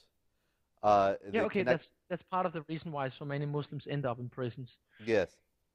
I was just going to say, when you're talking about anger being evaluated negatively, that this is something that I encounter very often. People tend to judge who wins and loses a debate, not necessarily on the basis of the value of what's being said or the truth or the falsehood of what's being said, but they say, well, look, he got wound up. This guy got angry, and so it's very important. Then he lost. Yes, in contemporary American society, and I think probably also in Europe, when in discussion or debate, to try to keep cool at all times, because anger is seen to be a sign that you're losing and a sign that you are giving in to negative emotions. But this is not the case among Muslims. Is that right? We have the saying in Denmark that big dogs don't have to bite. They know they're big. They do what they want, right? It's only the small dogs, you know, wah, wah, wah, wah, who bark, right? So it goes very well with what you're saying there. Yes. So that was one very big. So we had to seem to work on that point, and I'm not sure how much it helped, because most of them simply thought that it was ridiculous to seem to put away anger, because that was one of their main tools when it came to not just, you know, physical conflicts, but also more, you know, verbal conflicts and social behavior in general. So it seemed like putting away a very central, very important, very natural tool for communication. So what I think it helped them to do is that I think they understood Danish mentality more. I think they understood us Danes more during the therapy. But I'm not sure how much it helped them. Did they come in with contempt for the weakness that the Danes would show by trying to contain anger and not to lash out in the ways that they had been taught to do? Yeah, that's one of the very important lessons that we have to learn from psychology and the psychological understanding and analysis of Muslim culture. And that is that while we see, as you very cleverly put it before, like we see like being able to control negative emotions on as a strength, they see it as a weakness. And that also means that if we don't respond, maybe not necessarily with strong negative emotion, but if we don't respond aggressively and assertive on attacks and so on, they will see it as a vulnerability that can be exploited. And as we see both here in the West and in their own countries, it will be exploited. They will try to. And this is that's simply something we need to understand. We try, you know, we come in with all our diplomacy, our ambassadors, our dialogue, intercultural dialogue, and so on. And there is no ring and hook in there. There's no ring and hook there. They don't speak that language culturally. They see it as a weakness, and they see it, aha, they're weak, we can attack. So you're saying that everything that the West is doing to reach out to Muslims in general, to particular Muslim countries and so on, and to try to smooth over the conflict and to bring peace, that not only are these things not working, but they're actually actively counterproductive, because they're interpreted by the Muslim leaders and perhaps a great number of the people as well, that as signs of weakness and as a sign that they should step up the conflict rather than ease it. Yeah, I think we could learn a lot from, for example, Israel, the way they handle conflicts with the Palestinians. Extraordinary. This is really a remarkable thing to say. I say that as a psychologist, you know, from a psychological point of view, I think they're doing a lot of things very in the right way. By reacting strongly, the things that get them condemned by the whole world, that the things that the world doesn't seem to allow, Israeli self-defense. But you're saying that these very things, the strong responses to jihad terror attacks, are what keep Israel safe. Well, that's what I would say as a professional psychologist with an extensive experience with Muslim criminals and Muslim terrorists. That would be my advice to any state that would try to defend itself against violent Islam. Definitely. It's really remarkable, Nikolai. You have to understand. It's all the way back to the old, the Chinese war philosophy and so on. You have to understand your enemy. You cannot just take what works for yourself and what works in your own culture and then push it in and hope that works. You have to understand your enemy. And it seems that we still have a few things to learn there. I hope we will learn it very soon. I hope so. It seems as if the direction is all moving the other way, that the Obama administration here in the United States has forbidden any honest examination of Islamic texts and teachings in order to illuminate the motives and goals of the jihad terrorists. It's forbidden. And training materials have been purged of references to Islam and jihad, even when they're discussing Islamic jihad. I mean, it's a ridiculous situation. So this is such an important point that he brought up a couple of seconds ago, that, you know, when you're being challenged, you got a response aggressively right back. If you don't do that, that will be an invitation to more future problem. It's like you're being challenged and you're backing down when you're polite. And that is very important that you don't do that, because that will bring more problem tomorrow. The West is ignorant and arrogant and think the whole world can be changed. Yeah, that's basically the West in a nutcase, or in a nut, or how you say that in English. But that's basically a good summary. Basically that we are so good. I think that's even pride, arrogance, pride. Yeah, that we are the best and the rest of the world want to be like us and they will adopt our values. No. What makes you think that you are superior in certain ways? Yeah, different values can be adopted, but what about the rest? You know, I mean, they look at us as we're letting our naked women go out and, you know, do whatever they want. You're not even respect ourselves. That's basically the thing that's being taught. Why would they want to have this kind of freedom for their women? You know, so sometimes pride can be expressed in this way, that we're talking about tolerance. No, it's pride. But yeah, so you gotta push back aggressively, right back, or else that will cause a problem tomorrow. That's what he's saying here. So I'll let this play.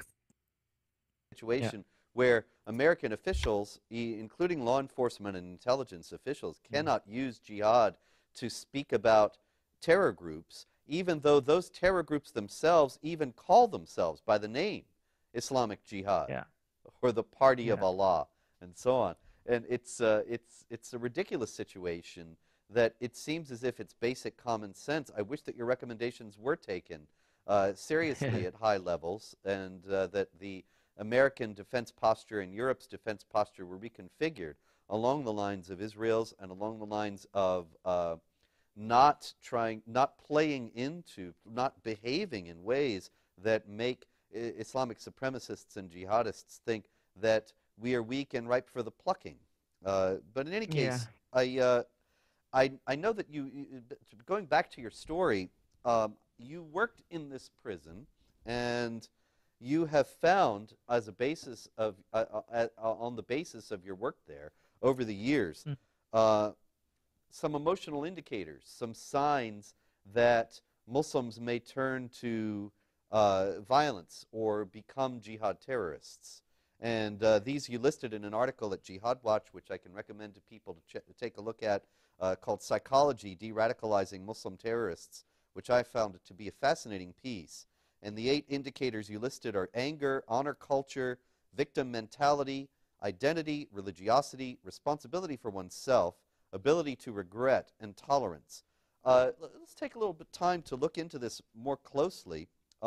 We've been talking about anger, and when we see that anger is more accepted among Muslims, are you talking about even when Muslims are within their own family settings and among fellow Muslims and there are no unbelievers around, even then an expression of anger that would not be acceptable in the West would be taken with more, would be more acceptable in that context? Among Muslims themselves? Yes.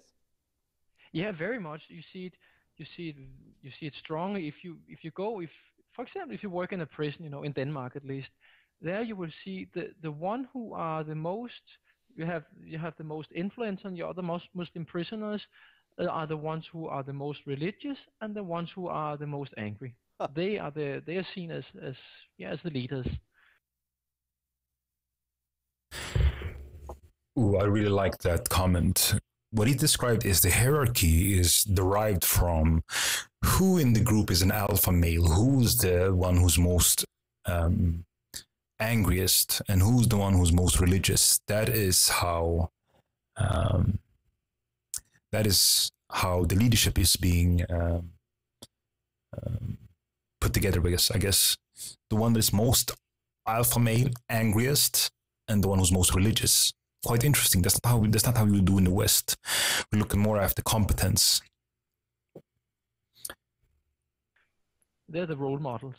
That's and amazing. And if you see it on a bigger scale, you can, for example, you can see you sometimes celebrate these days of anger, holy anger, days of anger on Fridays, when somebody have been drawing a funny drawing about with their prophet. And there you see it's a big thing for them. A day of anger is a good day. You know, that's where they get out of, you know, and celebrate and demonstrate and shoot into the air and so on. So it's a big psychological thing in their culture. I see. Yeah, you know, I'm reminded over the years at Jihad Watch that many times during times of particular tension, when there was the worldwide Muslim anger about the Muhammad cartoons, for example, it would be especially stirred up on Friday afternoon, after the Friday prayers, after the sermon had been heard. Then many times we would see Muslims streaming out of the mosques and rioting, killing, and so on. Okay, so this is quite important what he just said, you know, that on Fridays, basically when they have their religious day, it's like Christians, they have Sundays and Jews has Saturday, never Sultan. Oh, wow, VFC, I did not know that. But not for the following comment and arguing, discussing. Who's Ali? I did not get that, Colleen. Yeah, so on Fridays, they get even more aggressive. And, you know, this is not genetics. Do you guys want to see what happens on Fridays? I have actual videos on this. Death to America. Do you want to see the videos on this? Yes. Death to America. Let me show you.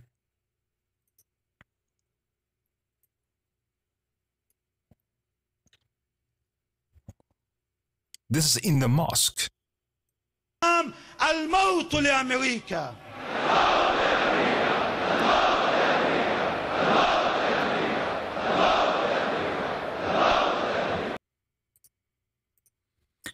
Imagine churches speaking like this. The media will slaughter them the next day. I truly understand the other person. Maybe better to exchange ideas. You know what we can do, Colleen? We can speak separately on this, and you know, maybe you can speak on Skype or anything like that. I think that your situation is something that is worth more attention. Colleen, maybe you can speak tomorrow if you want. Is that fine? And to this video here, imagine any church will speak like this. Look at this shit. No, 33. Colleen, I just want this to have the attention that it deserves. I'm just doing two things at the same time. That's why. So I'm missing half your comments. So I think I plan to early election in June so he can gain a lot more power. Yeah, of course. This I knew about this already. He want to have the Ottoman Empire back. قد يتساءل البعض ويقول أليس لهذا العداء من نهاية؟ لماذا له نهاية؟ نعم له نهاية. Okay, another clip here.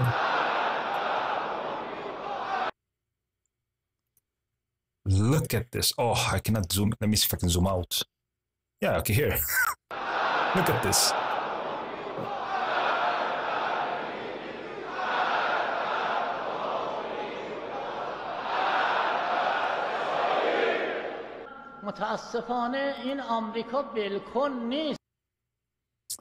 In a mosque, so there's probably 10,000 people there. Do we have anything here?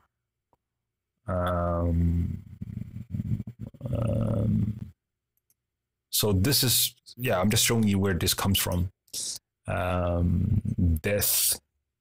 Oh yeah, let me show you what else they do in the mosque. I mean, this is quite, when I say funny, I would probably say ironic. That's a better word. Or yeah, let me show you this.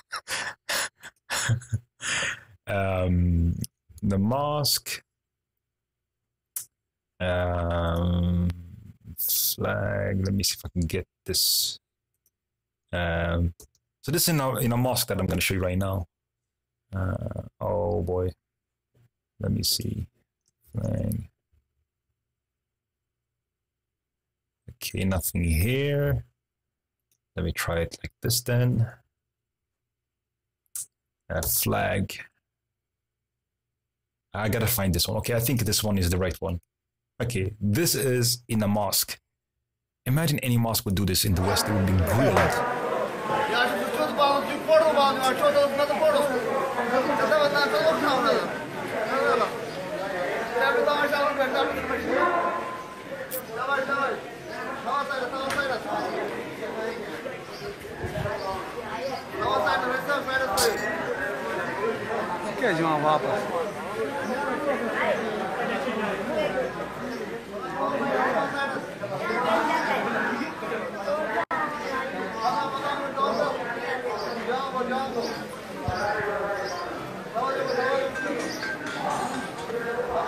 Hello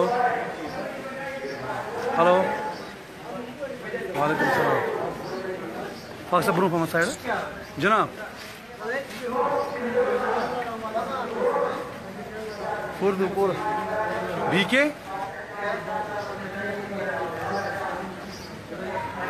BK hair dresser आज जुमा शनाज फिलहाल से चीर मान phone मस्जिद माज अंदर पत पामत कर फोन मस्जिद माज चुस पत पामत कर phone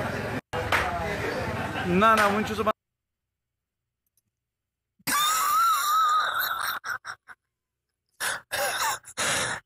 Can you imagine any church doing anything even close to this? It's not funny. It's. Are you a thought police? VCF? Are you thought police? It's funny, different. Are you a thought police, VCF? Are you going to control if I'm going to laugh or not? Is that you? But this is also in line with how the left are. Let me show you how the left acts. Hi. This is in campus. I love America. This country stands for freedom. Yeah! The little piece of freedom in my hand. Who protects freedom? This guy. I am pumped. The greatest country on planet Earth that protects all freedoms, right? No? Greatest country in the world, right? No, the opposite. Complete opposite. No? Why not? Yeah, Canada's pretty great. You know what I'm talking about. That thing's freaking me out.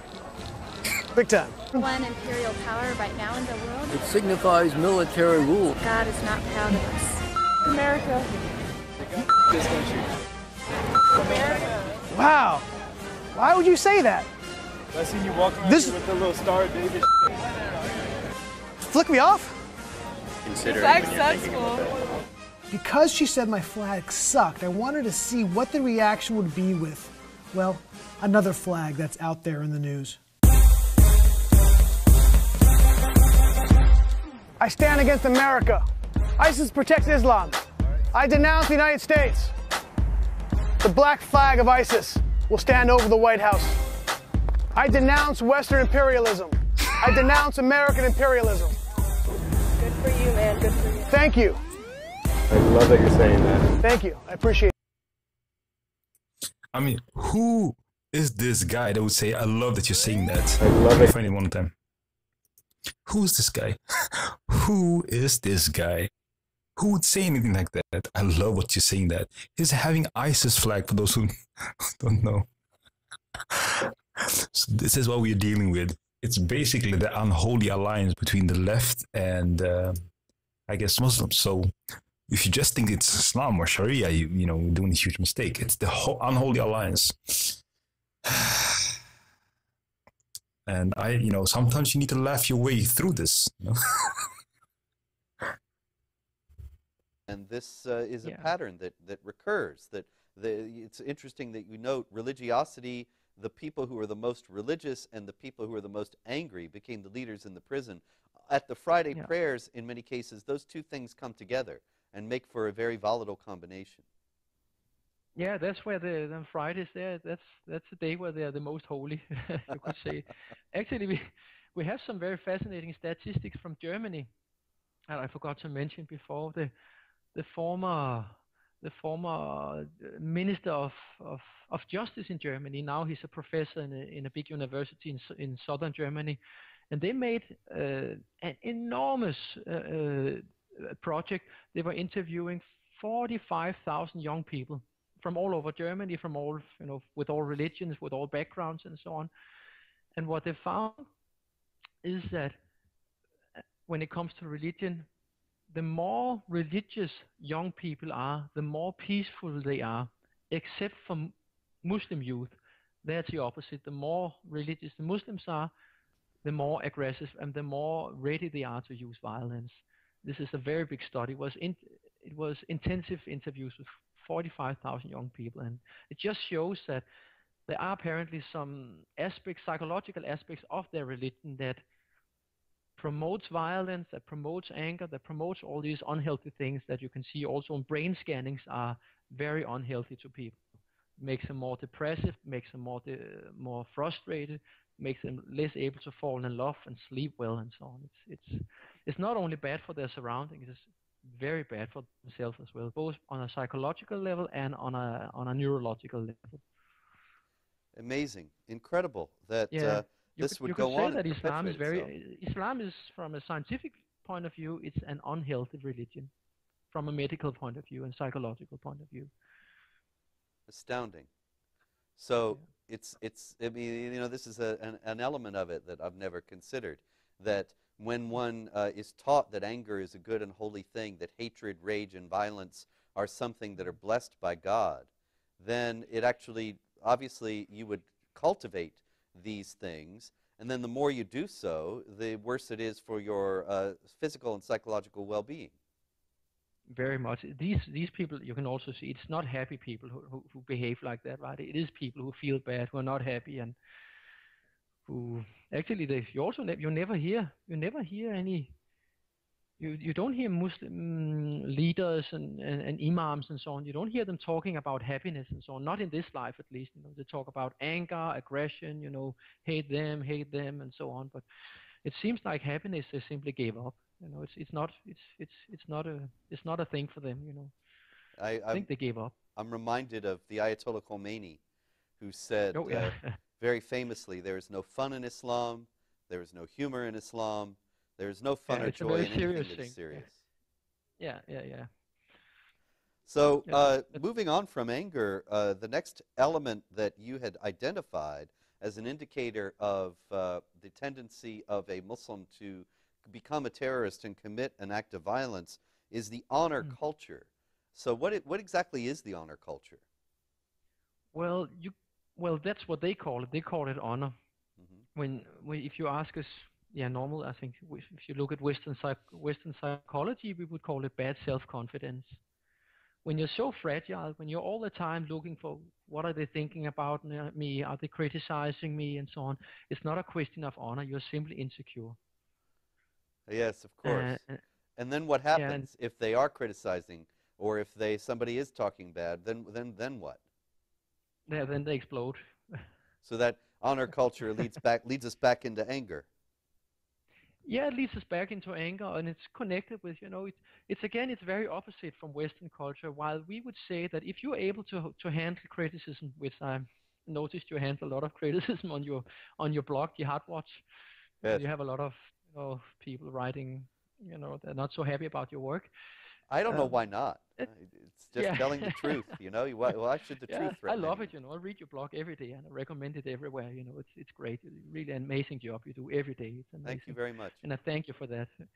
But there you see, it's cool, it's signs of self-confidence if you can handle criticism. And it's completely opposite to them. They think it's what you call dishonorable. Yes. Is that the right? Yes, that's quite right. Say dishonorable. If you don't react aggressively and explode and so on, right? So it's very different there. And so it ties into actually this fragility and this brittleness. It ties into the war against the freedom of speech and the Islamic supremacist attempts to suppress the freedom of speech. It seems to me to be all part and parcel of that, that they cannot endure any criticism, and that it doesn't just include the individuals, but also there cannot be any criticism of Islam. And consequently, they want to keep their dirty little secrets for themselves. I'm sorry, I didn't catch the last. Yeah, it seems they want to keep their dirty little secrets for themselves. Yes, precisely. But if you look at the psychological studies in criminology, you will see that a lot of the studies conclude that people who are violent and aggressive and often end up breaking the law and ending up in prisons are people with a low self-esteem. Mm-hmm. And it seems that, again, I would get back to psychology of the psychology that happens also within the Muslim families. It seems that the way that they bring up, especially the young boys, make them very insecure. It's both because what I think, my experience, professional experience from working with Muslims, is that first they don't really have a lot of psychology in Muslim culture, so they don't all the tools that are good to have if you want to bring people up to be strong, self-aware, self-confident people. They don't have a lot of those pedagogical, psychological tools in their culture. And secondly, simply the boys are told that they are so much better than the women and so much better than everybody else. And Muslims in general are told that they're so much better than everybody else that they become very insecure, because it's also very clear that they're not. Yes. And they try to hide this all the time, and it's like a balloon, it can blow anytime, Yes. If you're strong, you're like a rubber ball, you can throw it on the floor, you can throw it on the wall, and you just jump back and you'll be back in the game, quickly. But if most Muslims, they're more like a ball of glass, you throw it and it breaks. It cannot handle any resistance. And yes. And this is why it's extraordinary how the West is capitulating on a grand scale to the Islamic supremacist advance, when just a little bit of resistance and they would fall back. A little bit of resistance and they can't handle any resistance. They would not be able to continue to advance Islamic law in the West if we just fought back, but we're not fighting back. Now, no, it seems to me that a lot of Westerns, politicians and academics and so on, I think they have a kind of feeling of pity with a lot of Muslims. They see all the immaturity, they see all the anger, they see all the insecurity, and so they have a kind of pity, and they see them as victims, and they try to help them, and like small children, try to give them another lollipop, or another chance, and I think you're absolutely right. They don't know that, and I think by that they don't understand what they're actually doing. They're destroying our own culture. Yes. Would you say, Dr. Sennels, would you say that the response, the accepted response, or at least one accepted response among Westerners to people who express anger and indignation is to try to ease their anger and indignation by giving them what they want? And we generally tend to think that people don't express anger without some justifiable cause, and so we concede to them if they are angry. And so their own tendency to be angry and express indignation all the time leads to us making disastrous concessions. You're very right. It's a very it's two things that fits very well, unfortunately. Yes. They're very easily offended and very easily angry, and we react like, oh, it's an embarrassing situation, we better help these poor people and so on. And then we give them, 1 inch more, 1 slice more, and then hope that will be enough. All right, so I think what he's saying right now is so intelligent and such a good observation. And, if you see people as children, then it's hard to challenge them, right? Hey everyone, okay, so I'm here back to my roots of starting on YouTube at a women's march once again. Yes, they are still going on despite rape still not being legal in the West. And this time I'm going to be asking a bit of a different question. Instead of asking about rape culture, instead of asking about feminist values, I'm going to be asking the most difficult would you rather question out there. Would you rather have women's rights or Islam? Let's see how they react. Women's rights or Islam? I'm not answering that question. Choice? Is that a real question? That's ridiculous. No. Why is it ridiculous? I think it's a very serious question. Considering there's only two options. Have women's rights or Islam?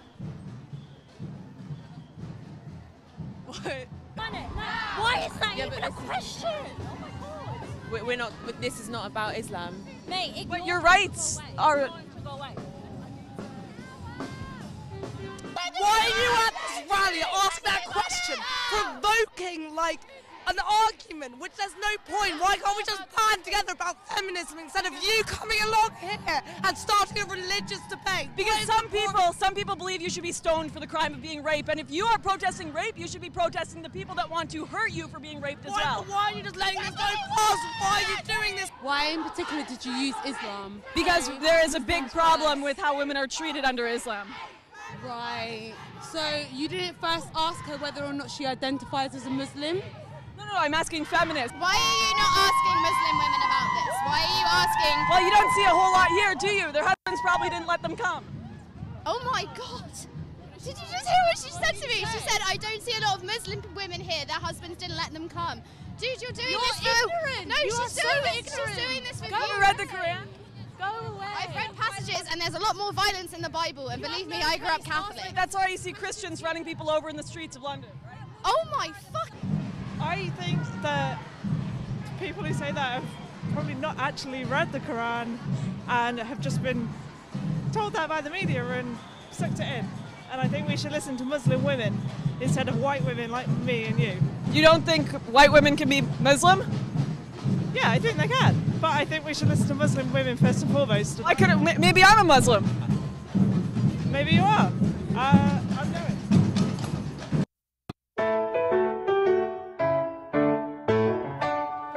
I am an Islamist. I am a feminist. You might not think we have very much in common, but we share essentially the same ideology. And Muslims are oppressed just like every woman. I say haram. I say problematic. You say everything's triggering. And you say everything's unquranic, cause you are an Islamist. And you are a feminist. We have so very much in common. I say Islamophobia. I say misogyny. I blame the Jewish media. And I blame the patriarchy, cause I am a feminist. And I am an Islamist. A whiny pair of little spastics.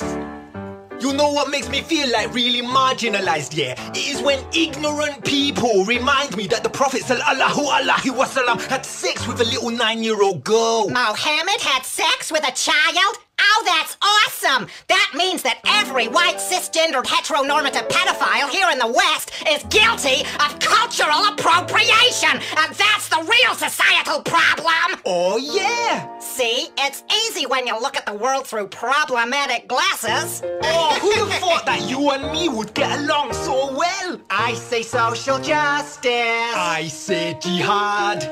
I say slut walk. I say, oh, where is your hijab? Cause I am an Islamist. And I am a feminist. We have so very much in common. So, I just showed the video where feminists want to challenge the Islamic teaching. And they have a lot in common as well, so don't miss that. Of course, it's never enough. It will always take more and more and more. Indeed. So, but you're absolutely right. You know, it's it's a bad cocktail. You know, it's a bad cocktail. It is indeed. It's there's always more. Once we start down the road of accommodating Islamic law and Sharia, well, there's always more Sharia to accommodate. Now, in any case, the honor culture, you say in this article, it says that honor has an essential place in Muslim culture. Muslims are expected by both themselves and their Muslim surroundings to react aggressively if they or whatever they identify themselves with or represent, family, clan, area, culture, religion, is criticized or under perceived attack. So you're saying that jihad terror attacks, to a great degree, emanate from a sense of wounded honor. Definitely, and as you also quoted there, it's also emanates from social pressure within the Muslim society. If a Muslim is not ready to defend, himself, his religion, whatever he stands for, then he is seen as a weak, the weak link in the chain, and he will lose status. Everybody in that in the clan culture, in clan, psychology, have to prove that they're able to defend the clan, the culture. So there's a lot of social pressure as well. I'm very sure that a lot of Muslims who behave, who would actually go against Islamic supremacism and so on, they don't dare to, because they are under pressure. They are under control. They fear the consequences if they go against it. That's why we again and again there is probably, I know there are a lot of Muslims who are not following the Quran and who are quite relaxed and like democracy and so on, but the pressure, psychological, cultural pressure, are so big that will not stand up. We saw the same in the Second World War. Most Germans were not Nazis, they were not racist and so on, but the pressure, the political, also kind of religious pressure, you could call it, within the Nazis, right? At least from a psychological point of view. Again, the pressure made it impossible for normal Germans to stand up and say, this is enough, now we have to stop, right? And that's why the most fanatical ones, the most aggressive, the most sick people within Islam will also be the ones who are leading and taking the lead. I think this is a really interesting point that he's making, that the most aggressive ones will push those that we believe are peaceful to follow them. They will be under their leadership, or they will get killed, basically. And this is in line with what I showed, the video I showed you earlier, with the pastor saying that, when shit goes down, the peaceful one will become real Muslims, basically. So yeah, and I think I want to play that video one more time. I think there's a lot of wisdom in seeing that video. So what I'm showing is what I'm going to show you is a pastor in Egypt who has part of his family killed, from Muslims. So, and he's trying to warn the West, but the journalists will try to cut him off and says, you're too radical. You can't say this. Here it is. Muslims pretend to be nice people. Oh, but this is so jarring to Canadian ears. The Westerns are very naive. They say that they are very peaceful and love people. What are you saying? Surely most Muslims are peaceful people. Naive. You're saying every Muslim is like that? Look, every true Muslim is like that. A moderate Muslim, contemporary, polite, and moderate. But when the Islam prevails, all of them, they will become true Muslims and follow that strategy. We know them because we live among them 14 centuries. We live among them and know them very well. But the Western people did not live with them. So they just only see the peaceful way. But one day will come and they will know the truth, but it will be too late. I'm sorry to say that. Egypt has a large... Did you guys get that? So he's trying to warn us, but he's like, you don't know, when shit goes down, those that you call peaceful, they will not side with you. They will side with Sharia. Sharia. Dun, dun, dun, dun, dun, dun. Sharia. And I think that that's the huge mistake that we're making in the West, that we think that we have a false belief that most Muslims don't agree with Sharia. Well, here you have the numbers. Let me see if I can get it. Here you have the numbers. most actually agree. You have around 70% who says they want Sharia as law of the land. And this is in peacetime. What about in wartime? Everybody will shut up and they will just agree with this teaching because the most aggressive one will lead the ship. Within their culture. Fascinating. And we have clear? much more to discuss, but it is time for us to take a short break. This is ABN's Jihad Watch program, and I am Robert Spencer. We'll be right back after these messages. What do you think about this session? Is this valuable?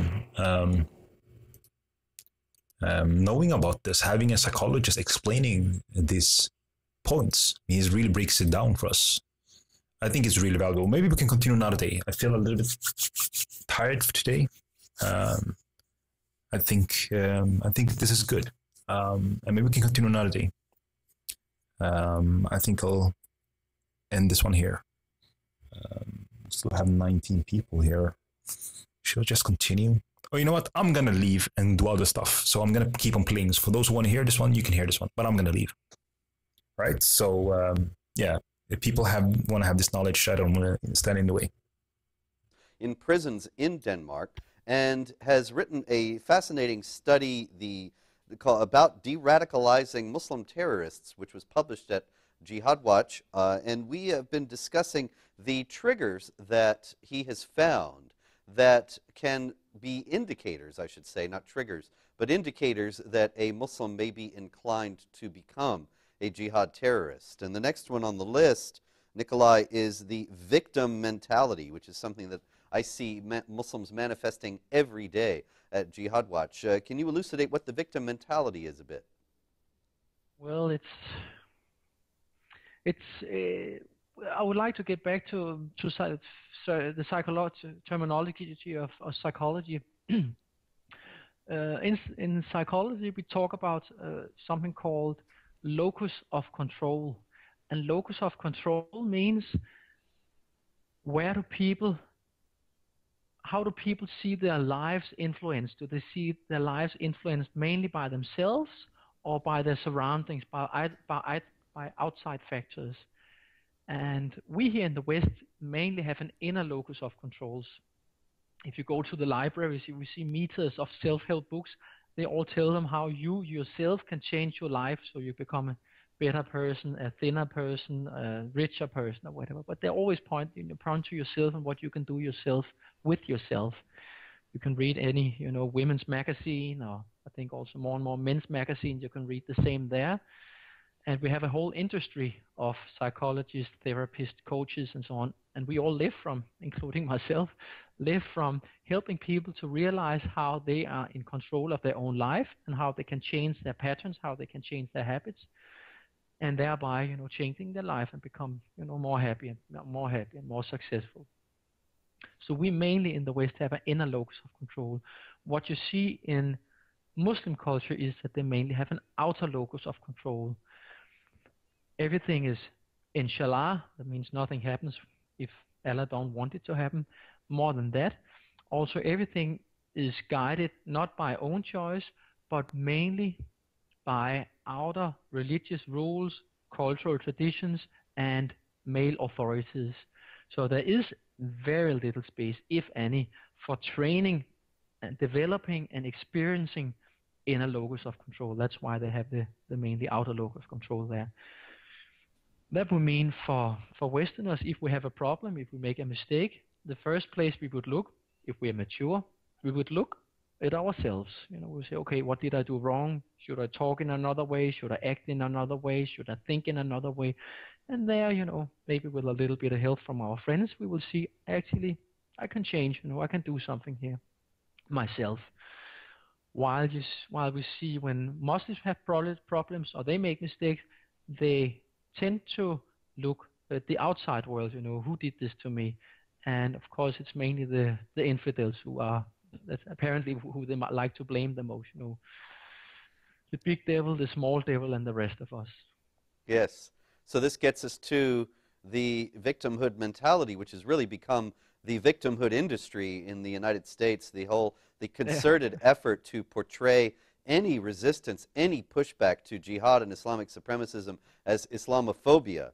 And they even speak about the Islamophobia industry as if we were some sort of well-funded machine, when actually it's the Muslim Brotherhood, with backed by billions of dollars from around the Islamic world, that is the well-oiled machine pushing this concept that Muslims are actually the victims when they are perpetrating jihad terror attacks around the world on a more or less daily basis. In Indonesia, the Philippines, Thailand, Burma, India, China, Pakistan, Afghanistan, Chechnya, Nigeria, the list just goes on and on and on, and yet they are the victims.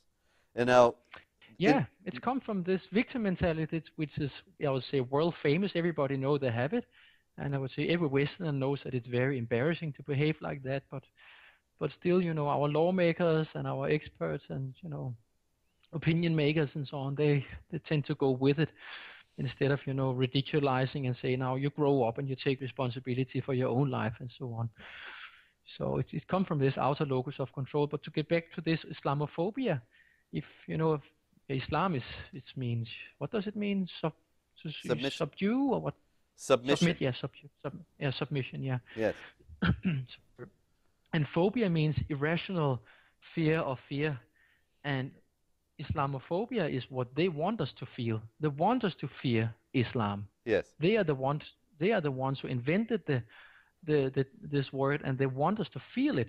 What we have, if you would ask a psychologist, is that at least many of us have, is not Islamophobia. We have Islamonausea.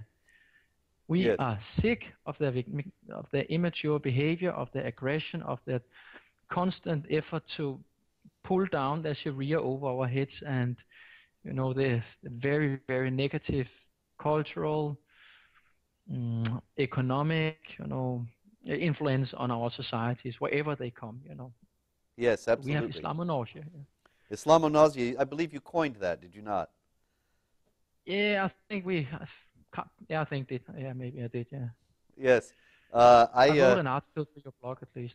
I spoke a few years back about Islamo-realism, that it's not some sort of irrational fear. It's simply an honest assessment of what we're up against. Yes. Yeah, we actually, yesterday or 2 days ago, some very brave professors in Denmark. One actually has a Turkish background. They came out with a new book that asked, are the Danes actually racist? And it's based on 5 years of meta-studies where they're going through all the studies concluding that the Danes are becoming more and more racist. And their conclusions are that we are not. We are not racist, we are not xenophobic, we are not Islamophobic. What they conclude is that we have what they call rational concerns. And the rational concerns are entirely reasonable to voice. We have an irrational culture now which has ruled out of order rational concerns and made it so that those who voice these rational concerns are considered to be disordered in some way. It's an insane society. It's wrong. It's simply wrong, you know, and it's very unhealthy for us. People get scared to speak up and so on because they're afraid to get this term put on, this word put on, that they're racist and so on. And I wish we would have more people who would have the strength and the courage to stand up like you and others have. Well, I thank you very much. It's really just a matter of doing what has to be done. You know, I recall often that the signers of the Declaration of Independence pledged their lives, their fortunes, and their sacred honor. That's how the document actually ends. To this great cause, we pledge our lives, our fortunes, and our sacred honor. And it seemed to me axiomatic growing up that when one did find a great cause, when one did have something that was worth living for, then it was worth pledging one's life and fortune and sacred honor for it. And yet I'm amazed at the pusillanimity of so many people in the West nowadays that they don't think that anything really is worth risking those things for. And so then when you have this aggressive and angry and manipulative ideology coming and challenging the societal structures and the basic principles on which our societies are formulated, it's astonishing how easily people are capitulating. But in any case, going back to the study, you say then that identification with a religion increases the tendency to take it personally when one perceives the religion as being under attack, and that you found that this was even so among the Muslim prisoners who were not all that religious. Is that right? Yes, that astounded me a lot. You know, before I went to work there, I heard about religious Muslims, and I heard about, you know, criminal immigrants who didn't go to mosques. You know, they didn't pray. They were drinking beer. They were, you know, dating non-Muslim girls and so on. But then, especially one incident that was in February. When was it? February 2000, and I think it was 7 or 8, where the Muhammad cartoons were reprinted in Danish newspapers in sympathy with Kurt Vestergaard, who was threatened, who has, you know, had death threats constantly, and some people from, I think it was Morocco or Somalia, tried to kill him. So the newspapers, in sympathy with him, they reprinted him, and we had, you know, I think we had Denmark is a small country, but we had about between 500 and 1,000 attempts of arson, where they burned the cars and burned houses and so on, in protest against the reprinting. A lot of the people who did that came to the prison, you know, where I was working.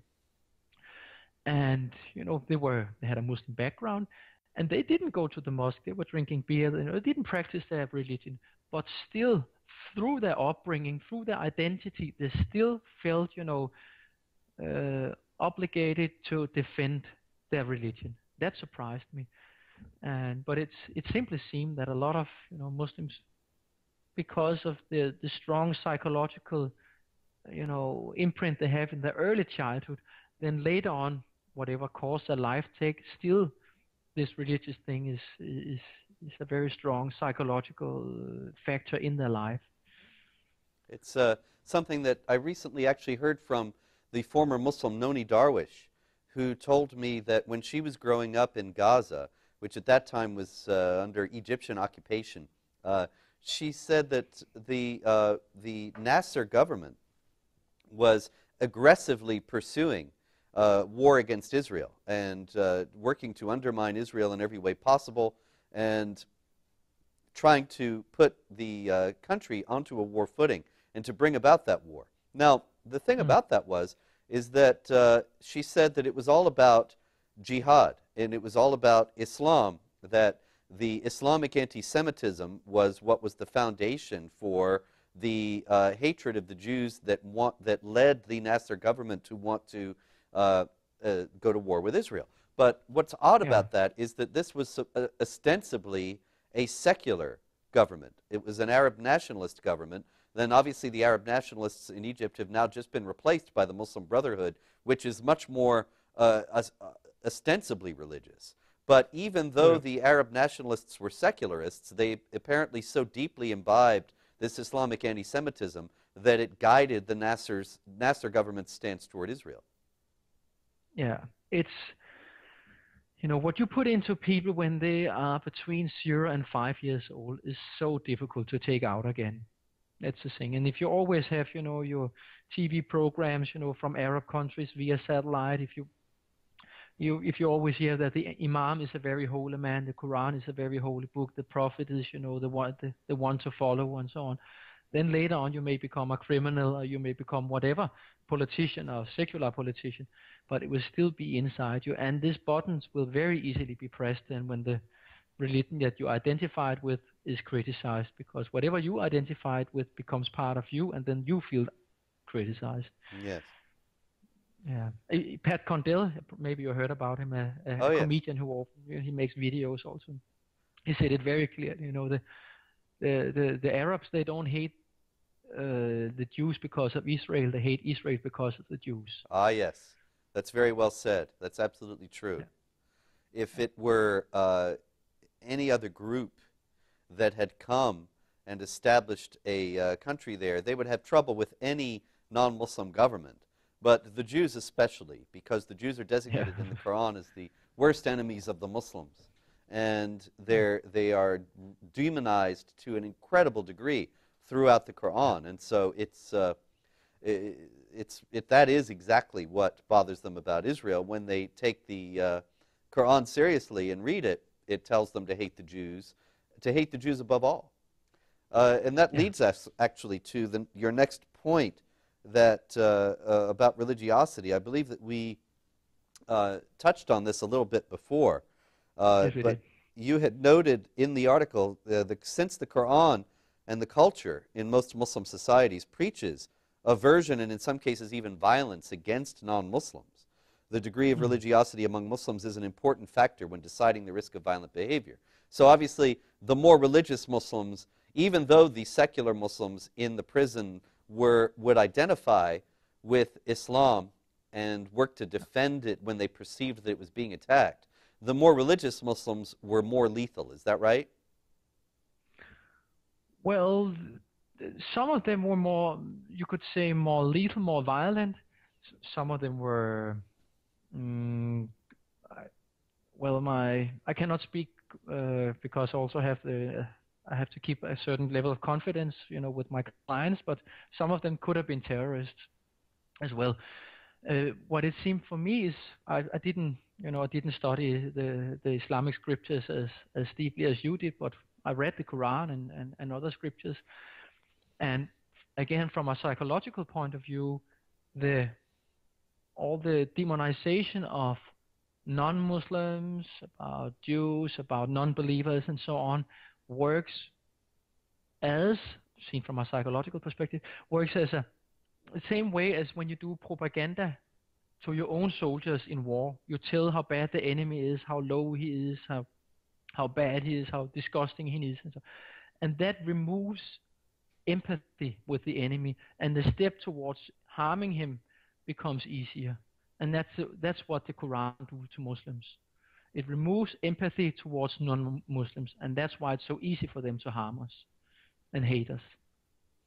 That's extraordinary. That's fascinating. I think that's also behind a great deal of the personal abuse that Muslims routinely heap upon those of us who are working in this field. And sometimes the messages, you've seen some that I've published at Jihad Watch, and the most obscene ones I would never put up there. But sometimes I'm amazed, and I think, what would lead a human being to speak to another human being this way? What would be inspiring this depth of hate? And so it's fascinating for you to be saying that that the Quran and Islamic teaching remove empathy for non-Muslims. And that makes sense, since it calls non-Muslims the most vile of created beings in chapter 98, verse 6. And so it's clear that they just don't recognize somebody who is fighting against jihad and Islamic supremacism in the name of human rights, the freedom of speech, the equality of rights of all people. They just don't recognize that as a human being who has rights they are bound to respect, or as somebody who has any dignity before God or dignity as a human person in any way. It is exactly, yeah. It's a very clever war psychology. Yes. The Quran is clever war psychology. That's fascinating. Now, when they then imbibe this war psychology, and they go out and commit acts of violence in its name, then obviously those acts of violence do not make them feel as if they have done something wrong, but rather something meritorious and to be rewarded. Correct? Yeah, you see them all. You see, I shot 2 infidels today. Hooray! They're happy, and oh yeah, 9/11. It's 9/11. 2001. You saw Muslims in Copenhagen, coming out with their flags and shouting out the windows and celebrating. It seems like a basic point, as does the fact that the more religious a Muslim will be, the greater the tendency that he may resort to violence. But these things, I'm emphasizing these things because, as you know, they are routinely denied and controverted in the Western press. And so you who have experience of these things can elucidate them to a great degree that most of the time these issues are covered over with obfuscation and denial and deception. Now, the next point, the ability to feel responsibility for oneself is important for the ability to display positive behavior. Now, how does this play into the topic at hand about how Muslims become quote-unquote radicalized, or how they might demonstrate tendencies to become violent? It's very closely connected to the victim mentality. If you listen to the arguments from Muslim criminals and Muslim terrorists, then you would hear that they don't really feel so much responsible for their actions. They feel that they're driven to it either by their enemies, they're forced to, react, or... I love this question, I actually forgot the question. I love the answer. It is better expressed that you don't feel. I met someone else who spoke about Sajid Javid, and I don't know what you're talking about. Sajid Javid, I don't know who that is, but that you're not responsible for your own actions. Why are you attacking? Why do you feel it's okay to attack people for drawing Muhammad? How could you be okay with such a low level of critical thinking, but as well that you're okay with, are you that insecure that you don't allow people to criticize you?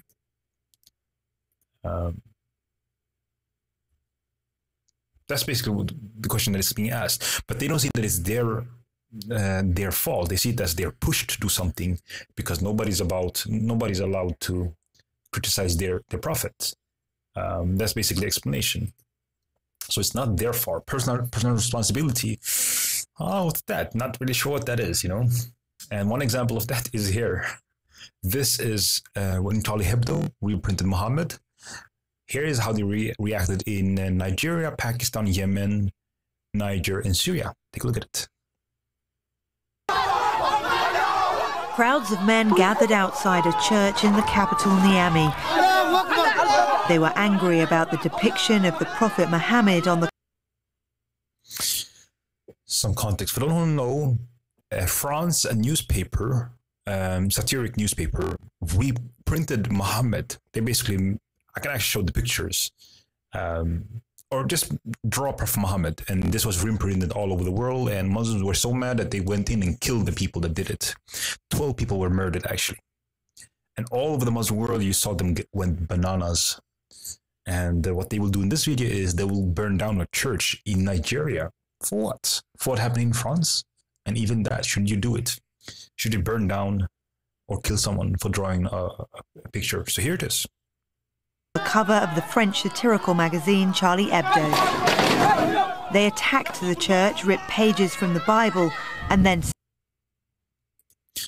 So why would they attack a church? Kurt Westingard from Denmark. That's right. Why are they attacking a church in another country? Collective blame, right? Pages from the Bible, and then set fire to the building. Niger is a former French colony. In other parts of the capital, protesters set fire to the French flag. They offended our Prophet Muhammad, that's why we didn't like this. This is why we Muslims are trying to protest, but the state is... And that's why this is so interesting, because why won't those other minorities in the same countries who have a different belief but speak the same language, same ethnic group, why won't they act in the same manner, let's say in suicide bombings or anything like that? This is a disaster for humanity, this ideology isn't letting us. That's why we are angry today. At least 2 churches were attacked. Protesters also targeted French-owned businesses, a police station, and burned cars near the... And this one is in Pakistan. Yes, people that draw this picture, they live under protection until this day. Initially under protection, 24 hours. But the more of us speak out, the less effect, the less they will try to hit all of us, basically. So I think this is compared to 10 years ago, it's day and night, And people know about this cult as well now. At least more of us. magazine in other parts of the world. In Pakistan's major cities, protests broke out after Friday prayer and continued on Saturday. Lawyers across the country boycotted the courts, causing the postponement of 15,000 trials. A law needs to be passed on an international level, under which these type of people cannot hurt the feelings of Muslims. We don't meddle in other people's religions. In the same When are Muslims not offended? Let's get real. Are they trying to dictate what's going to happen in the West? Well, yes, that's what's happening. Dictating. Well, let me just say it straight out. Fuck pedophile Muhammad. You've heard it from me.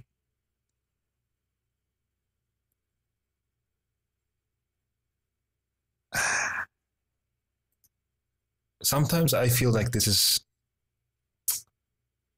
such low-hanging fruit. I mean, what we are dealing with are people who are defending camel urine. This is what we are dealing with.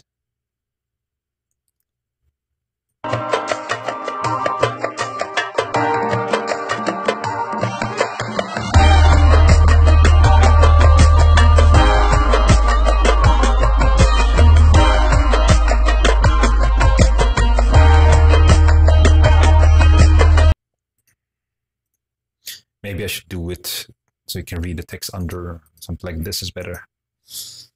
Okay, so here it is. I mean, for those who haven't seen it, camel urine.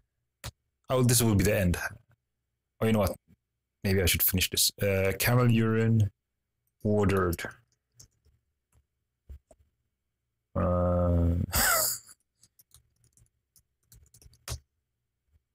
No text camel urine. Well, I should have given some disclaimer first. Here it is. Muhammad said you can do it. Here. He ordered them to drink camel urine. And this is Sahih Bukhari, of course. You can drink camel urine. Well, to be honest, this is what it looks like. So disclaimer. You know, this is the problem, you know, we're still talking about free speech in this 2018. This shouldn't be a new concept, but yeah, we're being challenged, I guess, and the left are helping them. So here's the disgusting phenomena. I'm sorry if you are sensitive. Disclaimer. طبعا حديث الرسول صلى الله عليه وسلم وأمراض العقم وأمراض الكبد من الأبواب. لا العيال الصغيرة دي يمكن ما تشربش، لكن احنا الكبار بنشرب.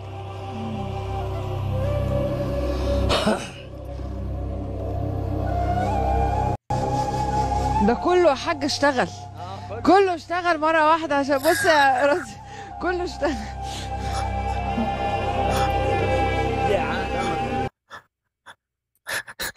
Look at the reporter's face. Look at her face. Like, she believes in Allah as well, you know? Look at her. This is what we are dealing with. People who accept this. Camel urine drinking, you know? I mean, why is she feeling embarrassed? I mean, this is what Muhammad said you can do, right? Sure. لا خليك بصالي اهو.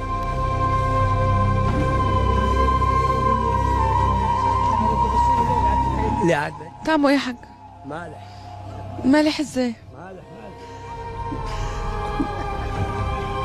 صحة وعافية يا حاج.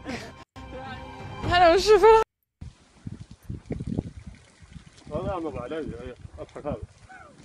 الحق روح. هذا عبش هلبل، عبش هطيب. الحق روح. هذا عبش هلبل. يقول عبش هطيب. يقولون كورونا، ماشي كورونا، يكذبون عليك. والله جوال. هذا عالي. هذا غسول الكبد. غسول كلنا الله جعل من دولها. I mean, it's halal, right? Why would you not do it? I mean, Muhammad said that's... Here's another one.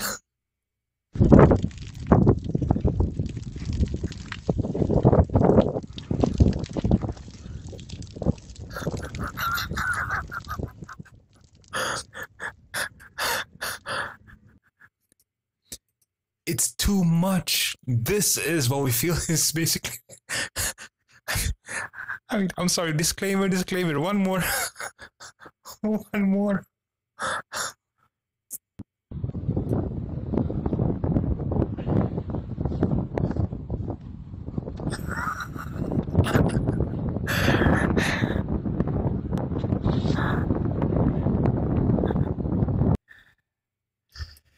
Yeah, Amy was here earlier. I'm just showing Mr. T, Robin, that you need to see what we are dealing with. Basically, we have this death cult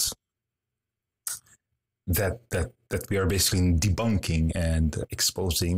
But at the same time, what are we really letting us challenge us? I'm showing what Muhammad showed us, what Muhammad allowed, drinking camel urine. So, yeah, Amy was here earlier. She went to sleep. So, yeah, you can watch the replay or conversation if you want. Yeah, this is what Muhammad allowed, if you have never seen it. Here it is. تستوقفك هذه الجمال حوالي 40 جملا وناقة. قد يبدو تواجدهم في هذه المنطقة الفلاحية أمرا عاديا، ما ليس عاديا هو سبب تواجدهم، فالهدف طبي محض. بول الناقة حسب صاحبها يقوم مقام الأدوية التي تعالج مختلف أنواع السرطان وتقضي على العديد من الأمراض الأخرى. وجدنا سعيد يحضر 10 لترات لمريض قادم من طنجة. So this is what we're letting our society challenge us, basically. This is camel urine drinkers. اصلا هو حديث نبوي وهو كيقلل هذه الامراض بحال ديال السرطانات وهذه. And they think it's going to help them with diseases. I'll play this one again one more time. This one is good.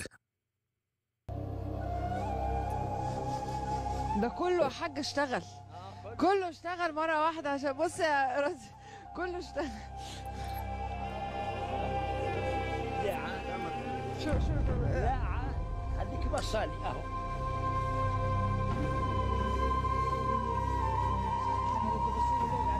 لا طعمه ايه يا حاج؟ مالح. مالح ازاي؟ صحة وعافية يا حاج. أنا مش شايفة الحقيقة. لا. شو من غير قرف. Alright, so I guess that's a good note to end. Thank everybody for being here. We're dealing with this death cult, but first we have to understand the mentality of those who adhere to this death cult, because how can you beat something that you don't understand?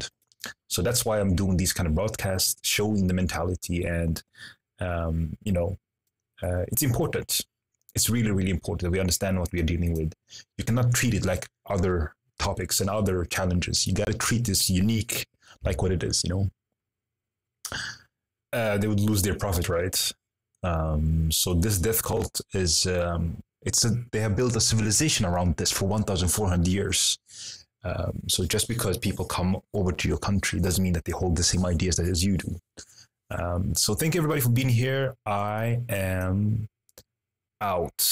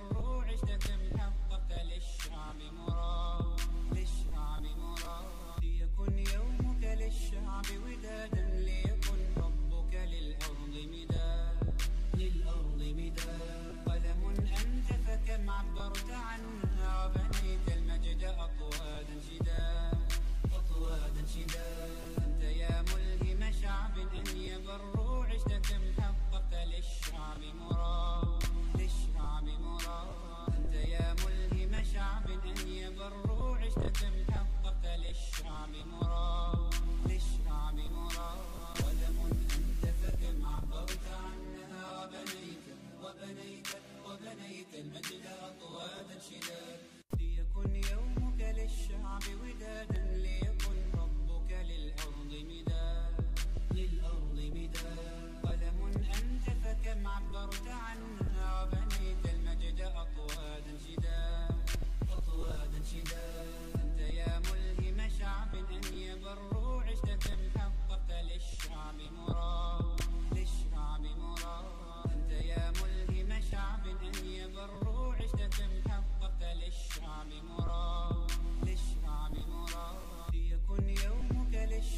ودادا ليكن حبك للأرض مداد